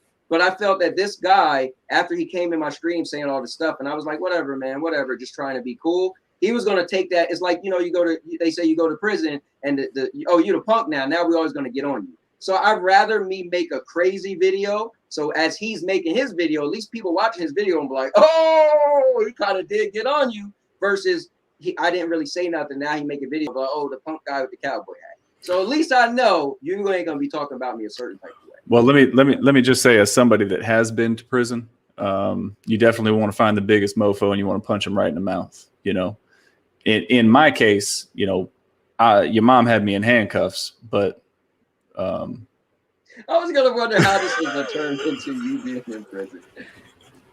Jeff, why do you always let him talk to me like that, Jeff? Jeff's here for the comedic value. I am. What do you think of Anthony's little rant here, Jeff? Yeah. I don't have time for these streams. Not Anthony. I talk about all the other ones, and I've told you guys this offline that where they're just yelling and screaming. Right. The whole stream is just yelling and screaming, and I've watched streams and turn it off 2 minutes later because all they're doing is just screaming at each other on a stream Agreed. or on a video. It's like I'm too old. I don't have time for that. I want yelling and screaming. I'll just Now, what do you have to hang think out with my about the family. clip that I played with Jack, though? I didn't watch the episode, so I don't have the full context of everything, so I have no opinion. I'm playing So, neutral this time. So. You don't have an opinion of journalists of the poor journalists of the month? You can't. No, because we cover off the same thing. I didn't read the article. I don't know what the story was about. Right. So I have no opinion. If he wants to single, we all have certain things we don't like, certain journalists or certain newspapers, or some people might love Fox, people might hate Fox, some people like CNN, Right. some people hate Anderson Cooper, right? They may post something that's negative toward whatever it is you're doing. So he or she is going to get called out for this one time. Maybe this was an isolated effort. Maybe like somebody in the chat, I don't know if it was Sean or somebody, might have been the organization. Sometimes they just have to write and do stuff that it's against what they want to do, but their boss says right? We all work for people. If they say, Ryzak, you go and do this, you may disagree with whatever you're being told to do, but you will probably do. You may probably do it, even if you were against it. If your boss said to go and do something, right? So we don't know the whole backstory. It might have been the organization. It may not have been this person, right? So I think it may not. I think that. I think it depends on who it is. I'll be honest with you. I think it depends on who it is. I think if there's a history of I'm going to call it hate, but that's not the right word. But if there's a history of misinformation, there's a history of whatever. There's lots of reports now of people like down in your country with people not liking the direction of Fox to talk to Fox News station, and so they're quitting because they were having to do and say and write things that was either against what they believed or morally or whatever it might be, whatever the case might be, right? So again, if there's a history, if there's a pattern, if this was a one-off, maybe he or she, I don't know if it was a he or she who wrote the article, but they may have been told, you're going to write an article about this. And, well, Jeff, I don't think you're getting my point. And I've watched, I've seen several Hallmark movies where the person publishes the article, but the editor changes it. And the editor changes it. And now the local love interest at home is upset because it was supposed to be. My point, Jeff, was what was your thoughts on Jack having poor journalist of the month? Not the journalist, all right? I think there's no comment. It's no comment. But you asked me, let me go. I think it really depends on who we're talking about, and I don't think it's who's saying it as much, but it's who we're talking about, because there's definitely cliques, right? Think about the people that we have talked about on this show so far. There are cliques. There are cliques with those people, and those people have a voice, and that voice is upset, and that kind of blossoms into things, right? This particular person or this particular article that they were probably talking about was probably also felt to be as the clique that watches their show. The viewers that watch their show, they were probably in agreement with it. Mm-hmm. So it's not as big of a deal. But when you, me, or Jeff, when we come out and we talk about somebody, it's looked at as attacking because there's allegiances to those people. Right. Yeah, that's what I'm saying. They're not here because they agree and love every single thing that we say, right? They're here because they want to see what's going on. And they're also trying to get clicks. They're trying to get views. They're going to try to get, so they want to get advertiser dollars. So they want more. Me too. More clicks. Here's the thing. We're not yes men. You know why? Because Ryzak could get it. Jeff could get it. TK9 could get it. Sean could get it. I don't want to give it to Sean. I like Sean. Mrs. SPG could get it. Oh, God. I don't think Sean wants it. No. Well, listen, all I'm saying is I'm not a yes man. If you come across my feed and I feel like shots going to be fired, shots getting fired. I'm pretty sure that Sean said, in the chat down there, and it's somewhere in there that he's got a 6-shooter and you got a pea shooter. So he said he ain't scared of you. All I know is if you're on my list, I must open my mouth. Unless I'm feeling nice. All right, I will ask you one more question. Sean says, I didn't even do shit. Let me ask you this question because Sean's fault. Yeah, you alluded to it a little while ago. It's always that night of sleep, man. It's always that night of sleep, isn't it? It's crazy, right? My kids' coaches, and even when I coached, I always had a rule for my parents that you got the 24-hour rule, right? So for those of you that don't know, and I think I've said it before, but I used to coach high school basketball. I used to coach freshman, JV, and varsity. You have parents that get very emotional in those games, especially because they feel like and I coached boys, so they feel like their son is deserved of more playing time over somebody else because he made 2 shots, or because he ran the floor well, or because just it's my kid and he deserves it more than somebody else, right? He's got college applications coming. He's trying to get to that next level. And so we would always have a parent meeting at the beginning of the year, and I would tell my parents, look, you're going to disagree with things that I say and things that I do and decisions that I make. That's your right. That is your child out there. I'll never tell you, how to feel about your child. But the one thing that I will ask out of respect, do not talk to me after the game. Do not talk to me after the game because number 1, I'm emotional. Number 2, my kids are emotional. And number 3, you're emotional. And when emotion is brought into the conversation, it's never a good conversation, ever. So let's wait tomorrow. We'll kick it off. You guys can go ahead and sleep on it, and then give me a call. And if you're still pissed off and you want to rip my head off, then you be pissed off and want to rip my head off. Here's the bad thing: I had that night of sleep. I woke up the next morning and was like, so you know what it is? I think I like. So here, you know what it is? I love logic and I don't like emotions. So at the time, it's crazy. I was just like, you know what? I'm into my zen. I'm playing Marvel Avengers. I'm happy. I don't care, bro. I'm playing Marvel Avengers. I got Dr. Sense playing. You do look like a pothead when you start playing that game, man. You're like, I'm telling you, bro. You like zone out. You got the chat down there, and you're like, yeah, down in the chat. I'm just into the game. So, but logic, right?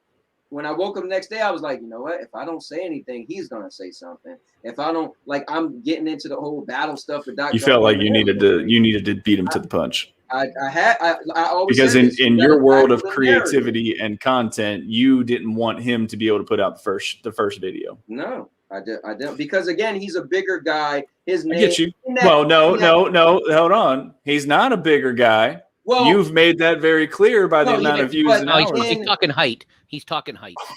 No, and Sean said him and I are the same height. Yo, Jeff is messed up. In that, I will say this. I give Doc Dark credit, right? Where he's at, I would love. He does no editing. You see this man, camera start, and at the end of the video, he goes like this and it turns off. He just stands in front of the camera and talks.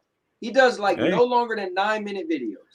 When he put a video out, in an hour later, he has about 1,000 views. Every video is just crazy, right? But all he does is talk trash about PlayStation because he's an Xbox guy. A lot of people hate PlayStation. People who be like, "Oh, Stadia, forget Stadia. You don't know nothing until you got into PlayStation versus Xbox." Oh, I know. I used to be in that world because I was Xbox. When people be like, "Oh, they're getting on Stadia," man, shut up. You don't know nothing. These guys want to drive up to each other's houses and shoot, right? So it's crazy, dude. And that's the one thing I was gonna say when you were showing that video of him right now. Right. He's, I got out of the beef of that stuff a long time ago because of the emotion. Because there's so much emotion involved, so much hate, so much just raw aggression that you don't know, Anthony, you don't know that dude from the next dude around the corner. You don't know if he's going to wind up coming up to your house and trying to start some beef with you. And I used to be that guy online. I'd be like, yeah, give me your address. I'll tell you what, better yet, I'll tell you mine. Here it is. And I'd say it right there on the damn mic. And my wife would look at me like, you got a little baby over here. Like, what the fuck are you doing? But in that moment, you're like, it's so that serious. Hell yeah, it was. And it was all of that adrenaline, all of that testosterone being in my 20s, where I'm better than you and whatnot. Yeah. So my thing was the opposite. I thought logically, I would love to be all right, be honest. I would love for my channel to do the numbers Doc Dark does, right? I would love for it. But that's his craft. That's all he does. And it's cool they talk about Stadia. He loves Stadia, right? And that's all he does. He does these battle videos, right?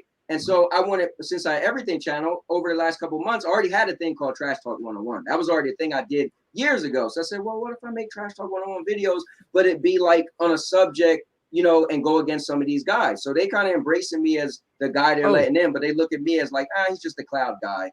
You're nothing, right? Time out, bro. Time out. I've missed a lot of the chat.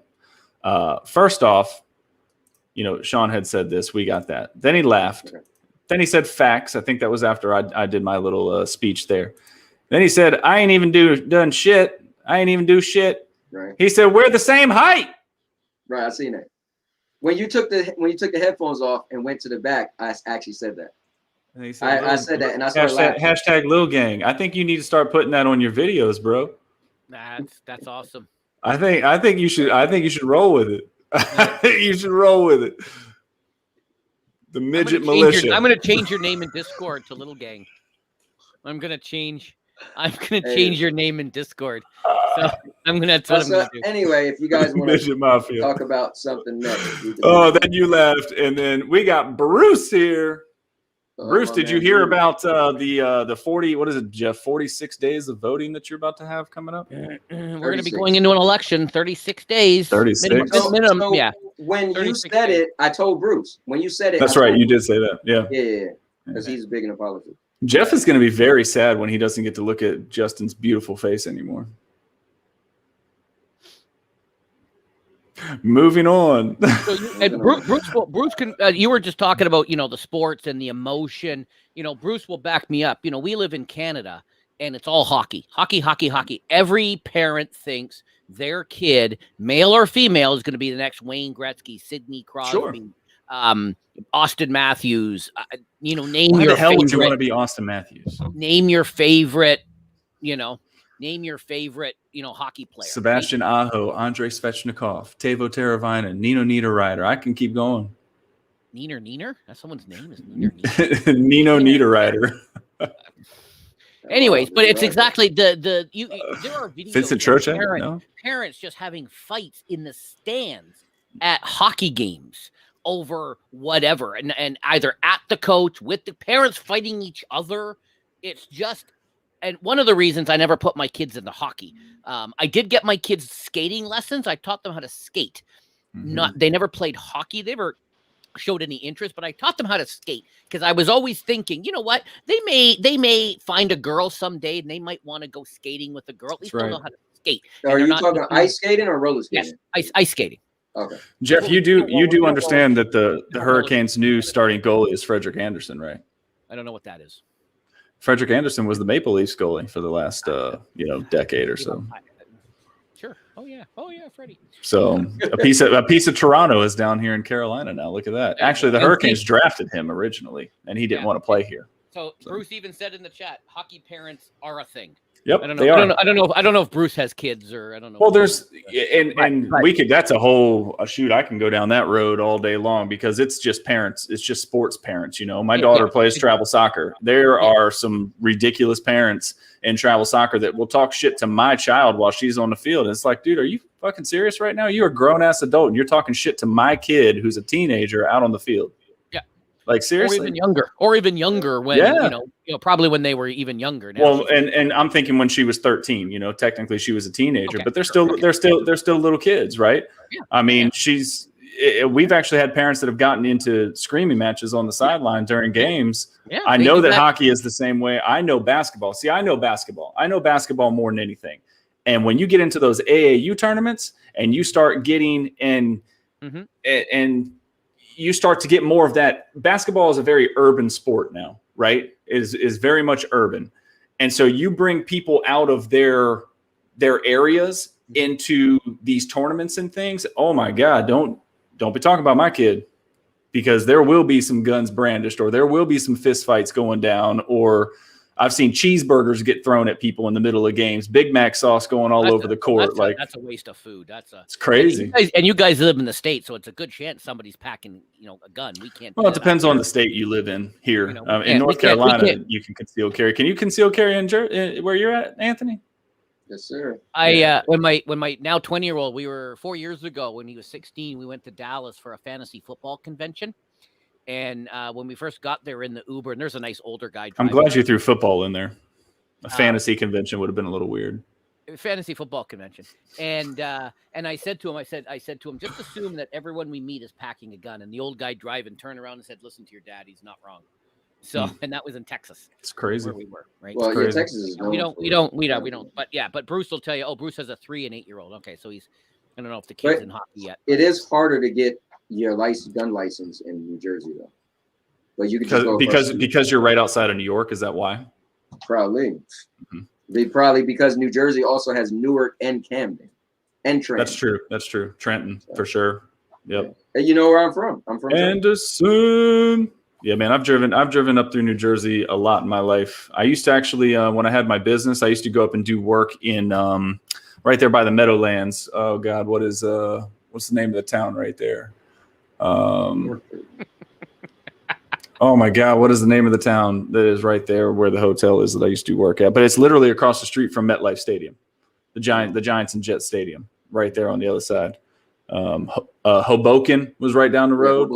Hoboken, Metuchen, Edison. Yep. So Sean said, punch him in the face. Bruce has a 3 and an 8-year-old. Do your kids play hockey, Bruce?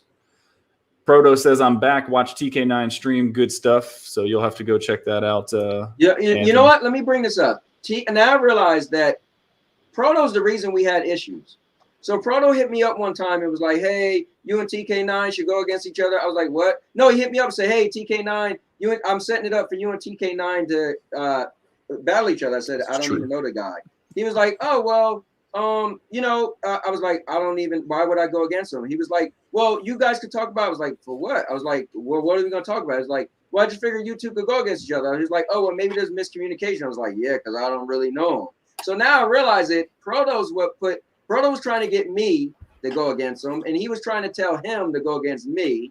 Because when this all went down on my stream, Proto was there. And now I realize, like, Proto's the issue, probably why this guy came to my stream in the first place. That's why I try to put him in the basement. Y'all keep letting him out. Y'all keep sliding the key under the door. Just leave him in the basement, man.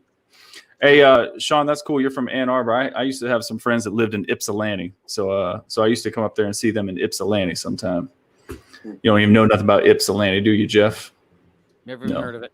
Not at all. I have been to the Big House back in the 90s. Yeah? I went. Hey, if you say the big house means something different to me. I know it does. And by big house, he meant Big Mama's house. Doesn't the Sean? Big Mama Cowboy's house. So I've seen a football game at the Big House. Jail is the big house. Yeah, my mom used to work for a mortgage company that was based out of Ann Arbor, so we used to go up there to Ypsilanti and Ann Arbor. I bet you do. I bet you do. That must be crazy. 110,000 people flooding out of there. That must be. Or do you let people park on your driveway? Do you charge them like $50 to park on your driveway? But guys, Ray Sherrod is in the house, ladies and gentlemen. Ray is in the building. He is here. We got a few more things to get to. You want to move on? Yeah. Because we said we want to end this thing. That's right. 2 hours. That's right. So yep. So we got 27 minutes. So let's get it going. We can skip my rant and we can get to show. Oh no, we got time for your rant. So, I found this one right before the show, and I found this to be pretty interesting. I'm not sure if anybody has heard about this yet or not. I'm not sure if it even interests anybody. Sorry to do it to you guys. Oh, here we go. Here we go. Look how long we held out. Hold on at the same time. Thank you, Sandy. I appreciate that. Hey, Razak, 8 hours, bro. 8 hours. 8 hours. Oh, that's all right. Sandy brings me the dinner. Ray's mom brings me the dessert, so it's all gravy. Anyway, I found this right before the show. I threw this in here. Just thought to bring it up, just because we hear so much. We hear so much about Stadia. We hear so much about Google. Well, here's something about Amazon that's not that great. Amazon. This is from Jason Schreier. If you guys don't know him, he works over for Bloomberg. He's liked. He's not liked. He has said some things about Stadia. Both positive and negative. So he also is the last article I'm going to talk about too. But I'll just kind of read through this. Amazon.com withdrew a set of staff guidelines that claimed ownership rights to video games made by employees after work hours and dictated how they could distribute them, according to a company email reviewed by Bloomberg. Longstanding policies with the Amazon Game Studios had drawn criticism on social media over the last month after a Google engineer posted about them. Is this Google getting dirty and going behind the scenes and trying to sabotage Amazon? Huh? Some game developers described the rules as draconian. The old policies mandated that employees of the games division who were moonlighting on projects would need to use Amazon products such as Amazon Web Services and sell their games on Amazon digital stores. It also gave the company a royalty-free, worldwide, fully paid-up, perpetual transferable license to intellectual property rights of any games developed by its employees. Amazon said Thursday it was immediately eliminating the rules. These policies were originally put in place over a decade ago when we had a lot less information and experience than we do today. And as a result, the policies were written quite broadly. Mike Frazzini, the Amazon Game Studios boss, wrote in an email to the staff. A spokesman for Amazon declined to comment on the email. And then they followed up at the end of the article and they said the games division has struggled practically since its inception in 2012 and can hardly afford another reputational hit. It has never released a successful game, and some current and former employees have placed the blame with Frazzini. Bloomberg reported in January that Frazzini had hired veteran game developers and executives, but largely dismissed or ignored their advice. The reason that I bring this up is because there's been a big push about content again in the last week or so. Everybody's going back and pointing at content. Content matters, content matters, content matters. And I know that game New World is being made by Amazon. I know some people got to play the beta. I know that it was so big and it was frying people's graphics cards. Like it looks to be an amazing game. I will not lie. I love MMOs. It looks to be an amazing game. But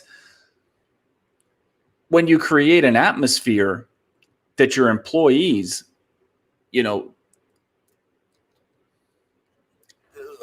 when you had an atmosphere where your employees were allowed to utilize the services that they had available to them to push their own projects. I'll call them projects, right? And now you're going to come in and you're going to rip that away from them. What does that spell for the future of those people working on those games? What kind of atmosphere does that create for those people wanting to come to work and wanting to feel good about the place that they are working in, when before they probably felt great? The flip side of that is maybe it's needed because if they haven't put out a game since 2012, maybe they need to make this shakeup so that, they can get their people focusing on what really matters. And that's making my shit. I know you guys didn't know about this and I kind of threw this in there, but after hearing that, since Anthony's eating, Jeff, what do you understand this world a lot better. What do you think when you hear this? I agree that it's probably an older policy. There is a lot of old policies, not just in gaming, but there are a lot of old laws, things that were invented years ago. That Amazon Web Services a decade ago would have been new-ish. And they would have insisted that, yes, you use Amazon services and you publish it here and you publish it through the Kindle and all that kind of stuff. It just sort of made sense. Yes. And then I think now it makes sense now you kind of just drop it and you let them do, Google, Google's famous for their 20% rule, right? Right. Google's famous for that, right?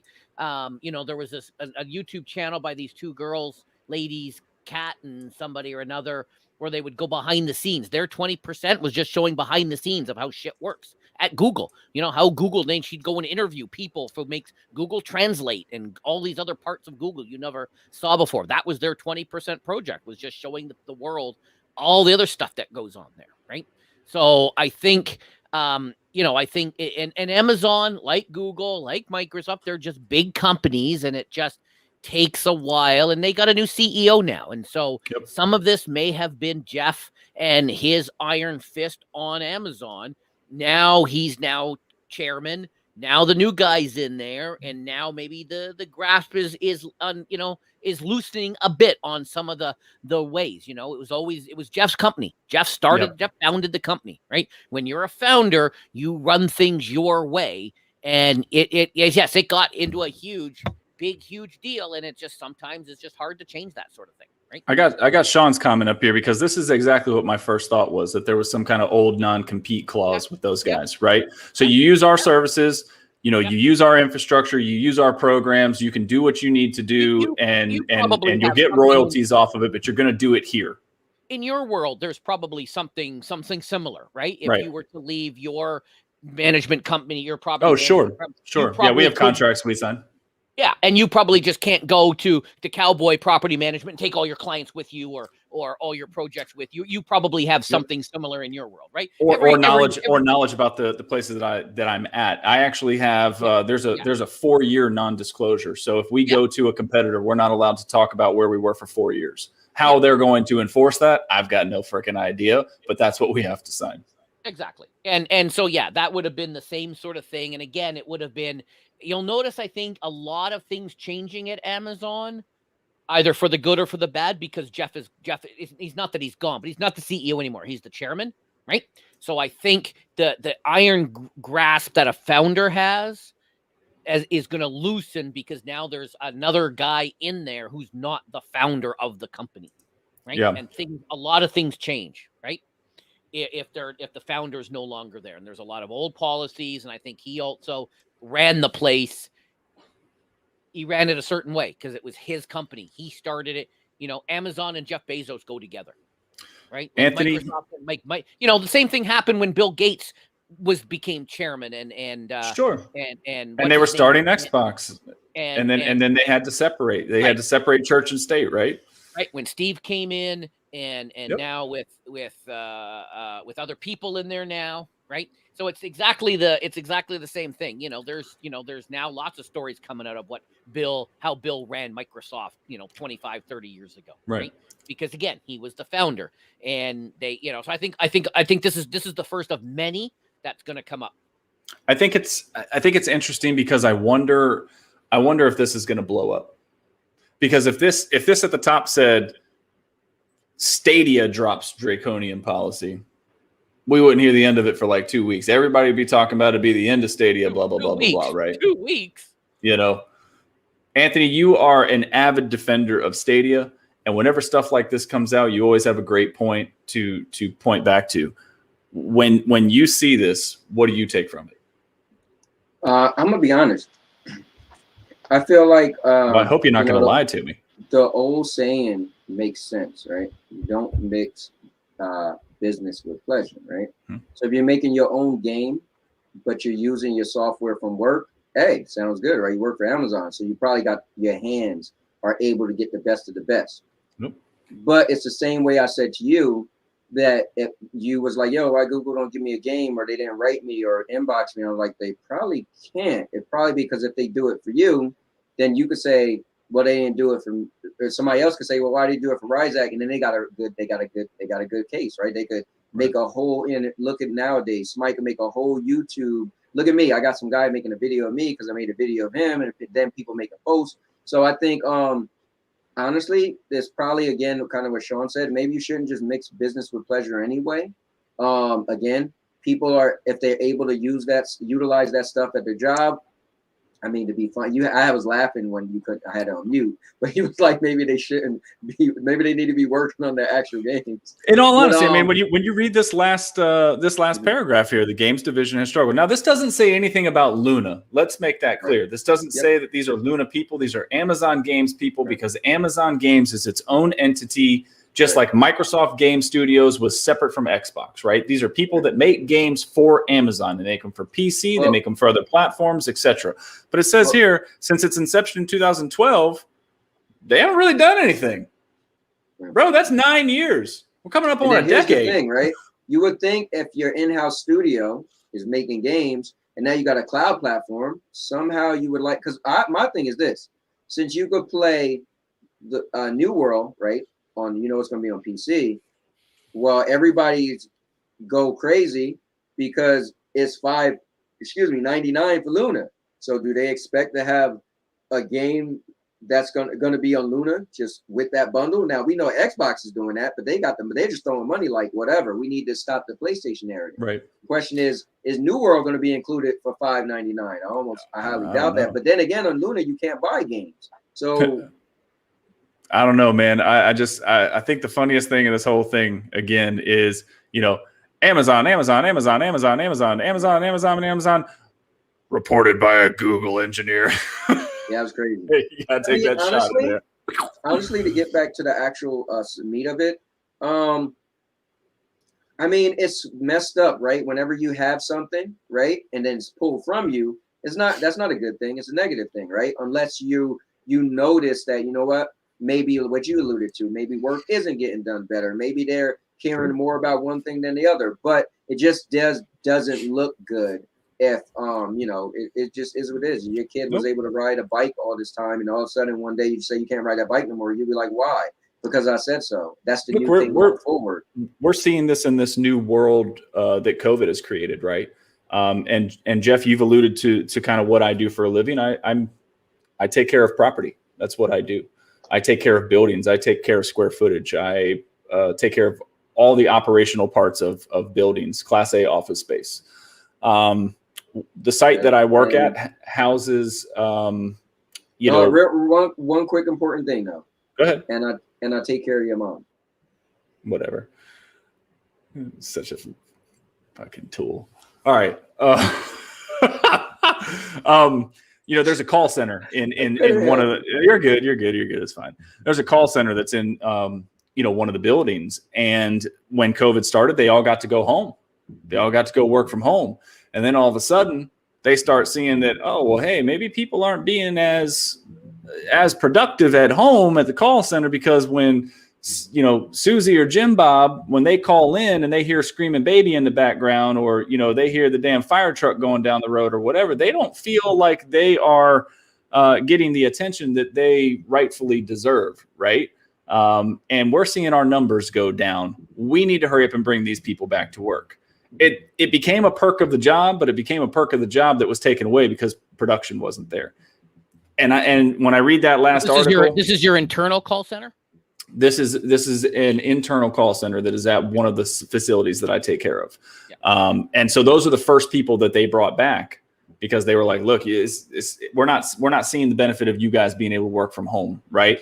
Lots of different things. I won't chime on that too much. But when I read that last thing and they talk about the game, that's what really strikes me out of this, is that we're not seeing anything productivity wise that's really done it for us. And you guys have had all these rules in place, so we're taking these rules away. We need you to focus on work while you're here at work. And if you want to go home and you want to work on whatever, fine, do it. But you're not going to do it with our software. You're not going to do it with the tools that we give you every day to do the job that we paid you to do. That's just what I take from it. Think about the people who was in the middle of making a game. Sure. You're like, maybe you can't afford all that stuff, and it was a luxury. And now they're like, yo, what the hell? And that might be why they took the job. So will we see Amazon Game Studios lose a bunch of engineers and developers over the next couple of weeks? He already did, and this guy went to Google, and now is leaking stuff there about his own company. Maybe he was dismissed for various. Again, we don't know. We're speculating, but we are totally, and I get that. But all right, Jeff. I know you don't take very long to do this. I'm going to drop myself off, and then I'm going to give you the screen. But this is the Grumpy Old Man's Rant with Jeff Janak. It's me. All right. I got to get a new picture. I'm not full screen. I want to be full screen. Full screen. There we go. Okay.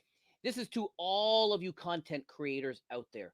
Please, I know you want to recycle your material. I know you want to make one video and you want to spread it around, but that's fine. I do it. I take the same video and I post it in a few places, and that's okay. But don't take your video, put it to TikTok, and then take the TikTok branded video. And I'm tired of seeing TikTok videos on Instagram. I'm tired of looking at Puke Book and there's some TikTok video because it's all branded. Yes, they make you click here to share. Of course, they want you to click there. They want TikTok wants you to go back to their page. Make original content. I follow you on TikTok because I want to see that. I don't want to see that same shit over that same TikTok video on Instagram. I want to see something different. So don't post your YouTube short on Instagram. Or at least have it all branded, right? Make some original content. Do something. I know it takes time. And nobody has any time, but try to be original. Try to come up with something. I'm guilty. I post the same video over several places, although I will tweak it. I have longer versions. I can make 3-minute TikTok videos. I don't, but I could. It's got an option in my app, but I don't. And again, just try not to share the TikTok branded video over. And Ray, stop liking your own tweets. And I'm out. It's fucking hilarious. I like the old man rant. I do. Anthony, you're muted. And Ray, stop liking your old tweets. That's Yeah. Yeah. And Anthony, learn how to tag the correct people on Twitter when you tag me and Jeff. I'm all upset. I thought I got fired off the show, but he goes, the show come out with @Jeff. And I'm going, well, he gets to be on the show and not me. Then I realized he tagged the wrong right. So I went, oh, I guess we're both fired. Proto doesn't get food the rest of the week talking about my mom. Nobody feed him. Keep him in the basement. Sean says content creators. There you go. Got that right. Thanks, Crow. And Crow loves it. Thanks, Crow. Love you, buddy. Awesome. That's gonna be a weekly segment. I think I like Jeff's little 2-minute rant there. That's great. I was just playing the game right before we came on, and I was yelling and screaming at it. This is one that I don't think we need to spend too much time on because we are down to our last 10 minutes here, but I do want to touch on it just because it's a hot story right now. So give me just a second, Anthony. Typhoon Studios, who was one of SG&E's studios that was helping create content for them or create games for them. They're the people that developed Journey to the Savage Planet. If you guys remember Alex Hutchinson, he went on Stadia and kind of said some things about content creators should be paying for the music and the content that they are playing and making money off of, and caused a big stir because he had Stadia in his name. It was kind of a sore point for a lot of people at the time. They have now purchased out, or I guess Google has released them from their, I don't know what you want to call it, contract or whatever, with the help of Tencent. Tencent put money in to allow these guys to break their contract, get away from Google. They've now created their new studio called Raccoon Logic, where they are going to continue to make games. This picture that's at the bottom, this is the picture that they posted of their new studio. And I'm sure that you guys are not colorblind. I know that Anthony's colorblind, so that was probably a bad way to go. But Anthony, all of these guys are middle-aged white men with beards. And there is a big, sore spot on this right now because of, diversity and, different cultures. A lot of the topics that we've had going on here in the past couple of years, where are our female engineers? Where are our people of color? Where are things like that? Blizzard just got, hammered. Activision just got hammered because of the culture that was brought up within their walls. This is not related to that, and I don't mean to make the comparison there. So I really wanted to ask you, Anthony, as the only person of color on this panel in the whole Stadia community. What does that say to you? How does that make you feel? I'm the wrong person to ask. You're not the wrong person to ask. Go for it. I'm gonna explain why. I'm the least. You also have daughters. Well, hear me out. So let me get on the ethnicity. I'm the least race favorite person you'll ever meet. My first wife was Puerto Rican. My second wife was black. My current wife is white. My kids are half Spanish. My 3 kids are half Spanish. My 1 daughter's half white.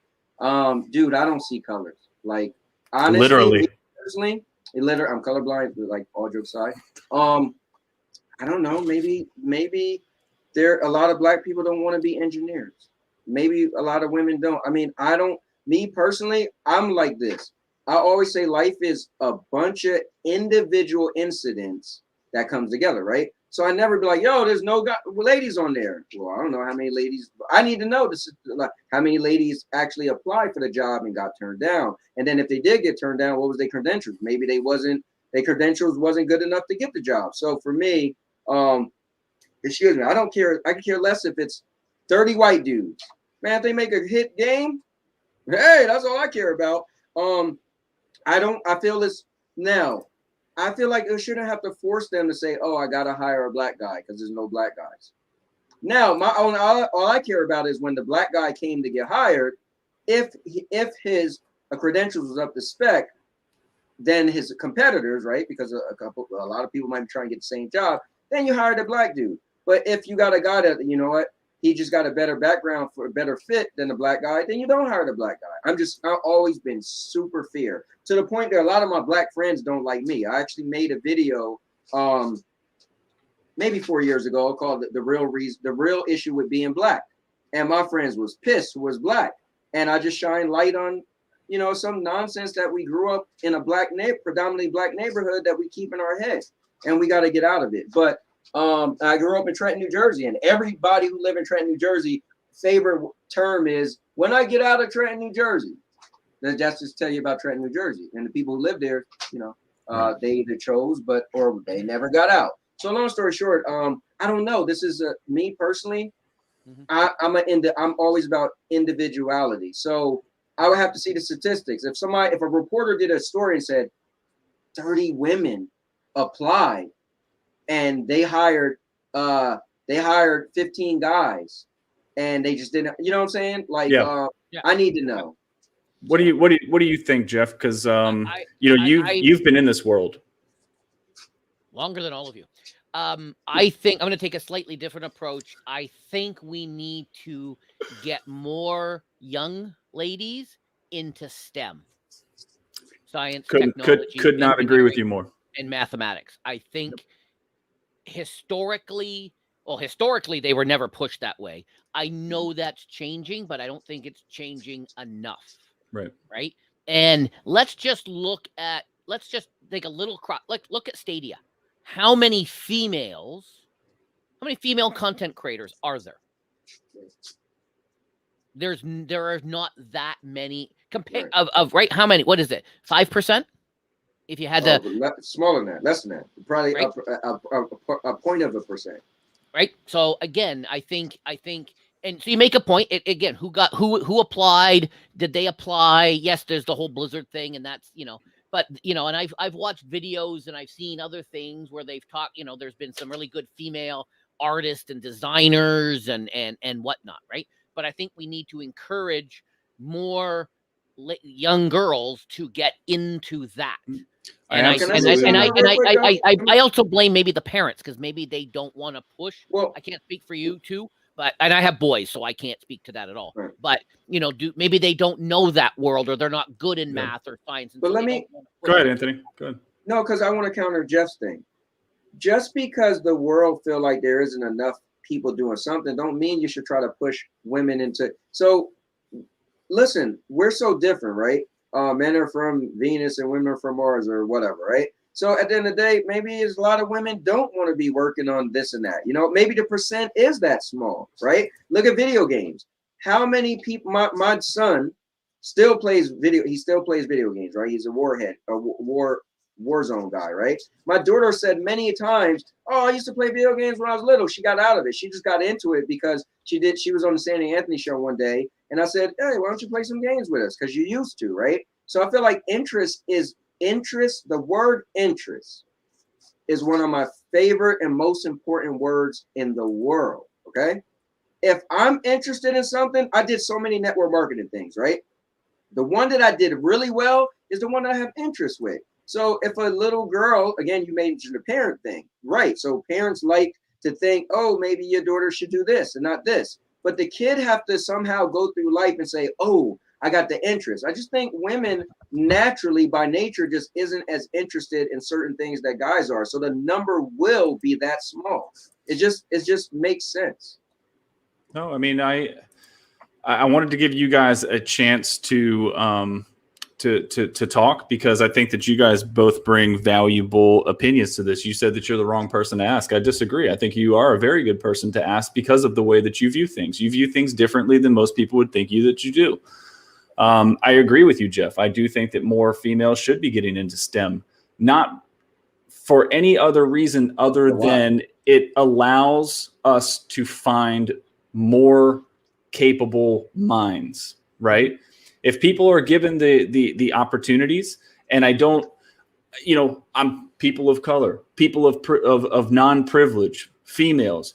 if we get these people into these programs, you might find the next Albert Einstein that you wouldn't have if you didn't give them that opportunity. I think that the school system, this is going down a totally different path here.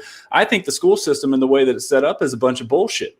I think that we should teach people how to survive and how to live and give them the tools necessary to be fully functional and capable adults one day. And I think that we should lead them down paths that show their strengths, not send them down paths that show their weaknesses so that we can just criticize them and fail them and make them feel like they're not worth it. Anthony's right. They have to have interest, but They do. if we teach them and we give them experiences, then they might get. But how do you know if you have interest or not if you don't ever get to see it? Exactly. You know, and that's the only reason why I say I agree with Jeff there, because I know that there are a ton of women out there. There are a ton of girls out there that are very bright and have great ideas. And this is where I was going to go with this, Anthony. Hold on. You talk about the content creators that are females, and it's a very small number, right? I know for a fact that a lot of them are afraid to put themselves in front of the camera. They're afraid to put themselves out there because of the reception that they're going to get. Because you look at TikTok. I'll take TikTok as an example. The women that get the most views are the ones shaking their ass. Yep. You know that. You know metrics, and you understand analytics. Right. You know the hashtags and what people are looking for. You know. Honestly, so what if I'm a respectable woman and I just want to game and I want to be really good at games and I want to do this, but I'm afraid that people are always going to talk shit. Put up Sean's comment. One thing you said. Or you can read Sean's comment. I'm gonna get on the next. You can pull it up. I don't know, but physics and science later. Oh wow, tree cancer. That's super damn cool, Sean. Yeah, that's pretty cool. Super cool. Here's my thing. She's like one of those big banks. She could be a Big Bang Theory. She could be like a Sheldon. One thing you said though, right? One thing you said was the school systems, right? I have to so disagree. The school systems aren't our parents, okay? If your kid, because I got 3 daughters and 1 son, right? If my daughter is afraid to get on camera, that's her parent's fault. Yeah. We blame. I'm not going to blame the school system, right? I didn't blame the school system for somebody not getting on. I said the educational structure, and I used to work in the school system, and this is where I'm saying it. You are only given a certain direction on what you can go. You can't go into your school year, your freshman year, and be like, you know what, I want to take these 7 classes. No, you've got to take these 4 that I tell you you've got to take. You've got to take an elective. You got to take PE. You got to do this. Hold on. Everybody, you guys are making it sound like they only give PE and all this to guys. No, I didn't say that. Every student. So that's why interest trumps. I'm saying that the school system fails our youth because they do this. Youth as the whole, that's everybody. That's not just saying girls or not just saying children of color or anything like that, right? I'm saying that when you were in school, and this is a topic that people talk about a lot, guys, I'm not breaking the mold or anything here. Did you learn how to do your taxes in school? Yep, balance a checkbook. But do you have to do taxes? Yep. So you either have to go pay somebody to do your taxes or you got to figure it out on your own. Don't you think you'd be much better off if you got to learn how to do that in school instead of learning about the Revolutionary War 8 million fucking years ago because it doesn't do anything for you right now? Hold on. Balancing your checkbook, but here, learning about compound interest, all that kind of good stuff. Guys, you still have parents. Your dad, your mom could have said, hey, this is how you balance a checkbook. You're only in school. And we do. Hold on real quick. You're only in school, but for so long, right? So eventually you're going to be out of school. Your parents, what about auntie or uncle at school isn't going to hold your hand for everything. What about the kids that don't have that structure at home that go to school and that's the only place they have that structure? So then they got to learn off of friends. Like, I feel like school can't teach you everything, man. You know, but it should at least be able to teach you how to start adult life. Yes. And then yes, you're going to have bumps in the road along the way, and there's going to be things that you're not going to pick up as fast as others, and that's where people start to get ahead of each other, right? Right. But I think that there should be a base for every kid to have to learn for them to graduate, and that is not math, science, history, and English. Right. You know, you're forcing kids to go to a high level math class, but if that kid's brain does not pick up that process that way, you're going to grade them and you're going to hold them accountable for something that they're not able to do. Yep. And you're going to question them, why not? Why can't you get it? Everybody else can get it. No. Here's the thing, though. No, that's why they have guidance counselors. My daughter is terrible in math. You know what I had to do? I had to contact her guidance counselor and say, listen, that level of math she's on, this ain't gonna work. Yep. Like I mean, I think you guys are putting a general like thing because of the way the world look at it, like, oh, there's enough female streamers. There isn't, because there's horny guys looking at women. Listen, the strong women got to stand up. My other two daughters won't do what my one daughter does. She's just stronger than them in that retrospect. Lena doesn't care, right? But she's more like me. It just comes down to like a lot of the female streamers that are successful are the ones that will sit there and shake their ass. The rarity is the Meg. The rarity is the Lena. The rarity is the Grace Yang. The rarity is a lot of those other girls. Because my wife just last week was talking. Hold on, real quick. Just the other day, my wife was talking about having Titty Tuesdays. So I don't really know. And Lena was like, "Yeah." So don't put them in with the other ladies. Well, still, you know, there's a lot of really respectable women out there that are doing their damn thing, right? And then there's a lot of them that, you know, they found the trend and they found the formula and they're capitalizing off it. Can I blame them? I'm not sitting here blaming them. I'm not sitting here telling them that they're doing it wrong. I'm just saying there might be more of that if it was just a little bit different, right? I think we got way off topic here. We need to circle this back in. One thing, man. I want to do shout outs because I know Jeff wants to join in with you on this. Cool. And one thing you wanted to do, Ryzak, which you ain't doing your damn job. You said, I'm gonna bring some light to this and you're doing cool with the graphics and everything, but I thought you was gonna be the guy shouting people out every week. So I want to give a shout out to Stadia Hunters. Over the weekend, last week, I was trying to do my my thing for the summer community championship, and I was like, man, I always had to go to Stadia Hunters thing, and I was like, got to give this guy credit or a couple of people. I don't know who all makes some Stadia Hunters, but what they do is really cool with the analytics and pulling up I was on Stadia Hunter website and clicking on something, it pulled up my whole. So I want to give a shout out to Stadia Hunters. Awesome. I want to give a shout out to Jack. Although me and Jack don't see eye to eye on everything. But the man has to give credit. Number one is his money.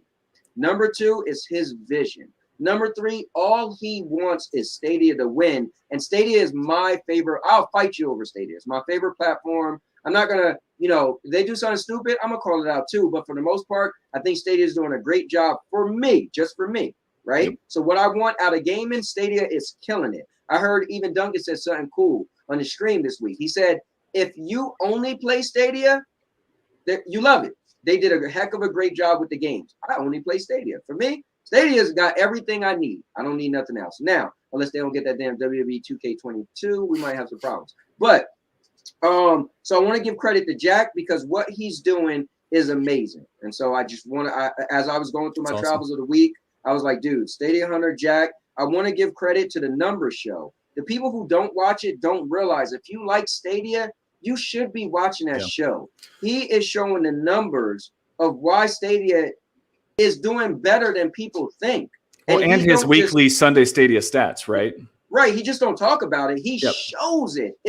Proof is in the numbers, right? So the numbers show is awesome. I want to give shout out to MM2K and Jack for that. But the numbers show, if you like Stadia, you really should make time for it. Maybe do the bell or something. I don't know. Awesome. I forget about it because it's only once a month, but it definitely should be shouted out. And then last but not least, I said this way before Jack. I said this way before Cloud Dad. I don't care, but Ryzak has been my guy, not because we got cool, but from when I met this guy, Ryzak, I just got to say it again, you being Ryzak, the community member of the month, you deserve it. Yes, maybe there was maybe you felt that Jack said it because you said some things, but I don't care. He said, I'm going to make it official. I was watching Number Show and I said, damn it, it needed to be talked about more. You do deserve it. 1, you do a hell of a job. 2, you was the nobody we ain't even know about. 3, you started because of your son. And 4, dude, the show, if you like Stadia, his show is all about Stadia. Now, maybe in the future, like you said, maybe you want to break it off. We don't know. But right now, what you do for the community, the people you brought together, dude, nobody, I don't care. Nobody has done what you've done as long as I've been around. Nobody. And the little bit of time you've been around. So you deserve community member of the month from everybody. All your peers should be like Ryzak. And if it's a better person than Ryzak, let me know. I agree. Appreciate it. Jeff, you got a couple. I do. I know the community really jumped on this. I had posted a tweet where I had went on Metacritic and I had rated Grime, and I had posted that. And then a few days later, everybody else seemed to jump on the Metacritic. I've been on Metacritic before. You guys all know why, and I'm not going to mention it. I'll be rating it again low this year. But anyway, after my 5 minutes, I played with it and almost vomited. Anyways, so glad to see that finally people are on Metacritic, and now they're going to be listing the games, and people can see the good ratings. I also want to give a shout out to someone that, thanks, Sean. Thanks for popping in. Thanks, Great Sean. comment. Sean was right on with all his comments tonight. I want to give a shout out to a young lady. I don't know her. I barely have watched any of her shows on her channel. But her name is Pam. She's got a channel called Cannot Be Tamed. And it just showed up in my recommendations. It just showed up, and it's like, oh, she does retro. Oh, I like retro. And I clicked on it, and she did sort of a month in review where she just talked about what she did in the month.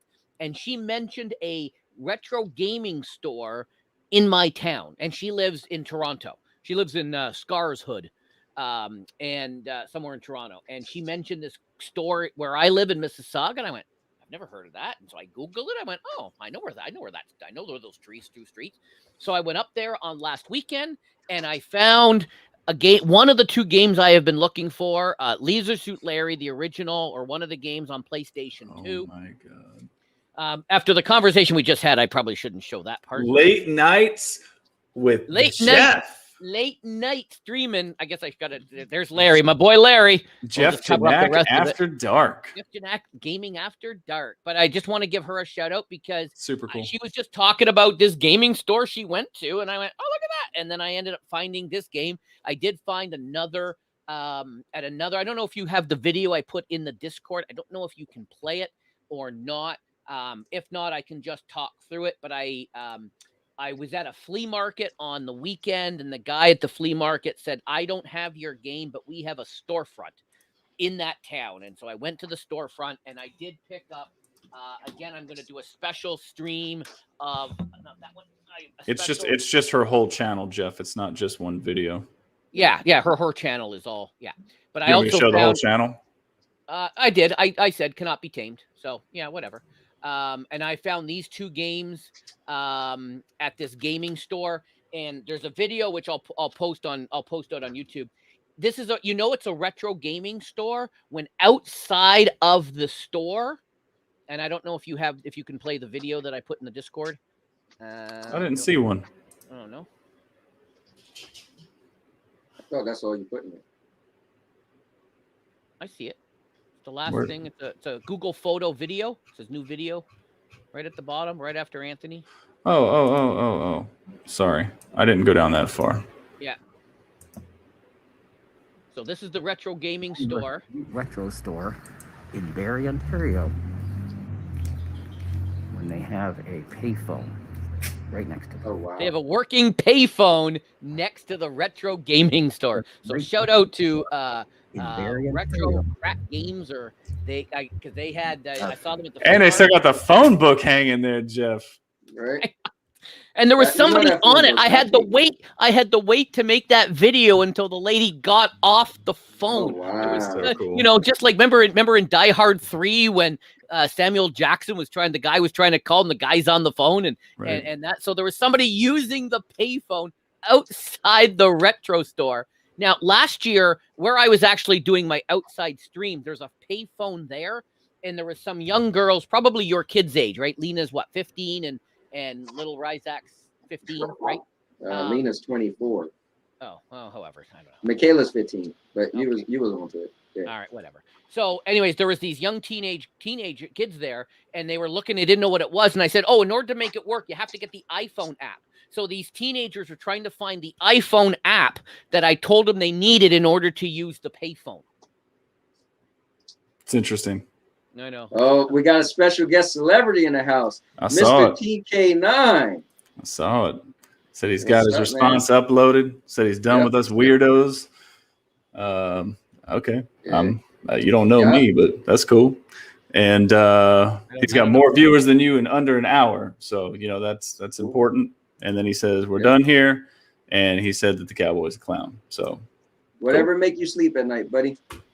But you took 2 L's to me. So check it. I want to give a couple of quick ones right quick. I want to give a big shout out to Shaka, and I want to give a big shout out to Grace. They both responded to the post from Game Over last week where they were questions. Thought it was very cool that they reached out. So I hope that they continue to do the good work that they're doing. I want to give a shout out to Ray. We talk a lot about Ray. I appreciated Ray jumping in and doing that quality conversation with me. Appreciate Ray. He's super supportive of everybody. So, can never say enough nice stuff about him. And then the last one that I want to give a shout out to is Jackie. Jackie was a phenomenal guest for us the other week, and she has been super supportive. She's been liking everything from both her personal account and the Killer Queen Black account. Like it's been awesome to see her support. So I'll give those shouts there. Hey, Jeff, where are we going to find you? You can find me at Jeff Danak. Tomorrow night, Retro Gaming Friday night, I'll be back to playing Pirate, the Legend of Black Cat. I know I'm repeating it from a couple of weeks ago, but I really got into it and I really like it. And Sweet. then not this week, won't be a late night stream because there's Cowboy preseason football on. So I'll be watching that, but I will be doing a special late night stream of Leisure Suit Larry, and I'm going to do a special stream at some point where it's just Abe's Odd World and Abe's Odyssey. I'm just going to be doing special retro streams of them. And of course, I'm still going to be doing Retro Rewind every other Sunday and Monday and Wednesday. I do my Stadia streams. Nice. All right. And Cowboy, what you got? Where are you gonna be? all right. I told myself I'm gonna start writing it down. So tonight I'll do the Sandy and Anthony show at 9 p.m. Eastern. So guys, check that out. Starting from the beginning of the week, Tuesdays at 6 p.m. Eastern for the State Bass Community Network. Myself, my daughter, and my wife, we do Triple Slam, so you can catch me there. And then Wednesdays, I don't know when I'm gonna switch it up, but it's still All-Purpose Champ Power Up Plus. And I'll be doing random Avenger streams, but catch me at 5:30 Eastern on Wednesdays for the All-Purpose Champ Power Up Plus, whatever I'll turn it into, because it was the Olympics thing. And then again, you could catch me here at 5:30 Eastern p.m. on Thursday with you guys. Next week's episode of No Yes Men, episode 8, right? Yep. On Jeff's channel. And then yeah, so that's pretty much me for as far as I know. But I'll be putting out content. My wife and I are going to the movies tomorrow. Jeff, we wasn't going to the movies, and I was gonna say maybe you could do Shadow Colossus, and my wife said, "Oh, Don't Breathe 2 came out today." And she said, "So let's go tomorrow." I said, "Damn, I was almost close to a week, and I didn't have a movie to watch." But but I'll put out my review on that movie over the weekend. Sweet. All right. Well, I will. I'll be up in about 12 minutes, doing some crowd play, getting ready for the tournament this weekend. So we are both in the Summer Community Championships Final 16 this Saturday. First game is going to be Bomberman. If the top 8 from that will go and play Outcasters, top 4 from that will go on and play MotoGP, and then the top 2 will play 101 and Sniper Elite. Winner takes home $1,000. So going to be practicing that in just a little bit. I want you two in the final. That'd be nice, but we all know who would win. We all know who would win. Yeah, we know who will win because we know who will MotoGP is win. one of the games, and I'm not winning nothing in MotoGP. Once you showed me, I said, "Oh, damn." Yeah. I had to pop it in last night. I know Alex plays that a little bit, but so we'll be jumping over there. Saturday we'll be doing that. Sunday we'll probably get something in on Sunday, and then we'll start it all over again next week. So yeah. Appreciate all you guys dropping in. Great show today. We talked about some really good stuff, and always love the support. So thank you guys, very much for being here, and we'll see you soon. I'll see you in about 10 minutes. TK9, don't forget to subscribe to all our channels. Yeah, definitely. buddy. That'd be awesome. Thanks, buddy. Let's- Make sure you subscribe to all our channels. It's all great content. All right, I'm gonna take us out. If you didn't catch the intro, stay tuned and jam out as we head out of here. So we'll see you soon. Peace.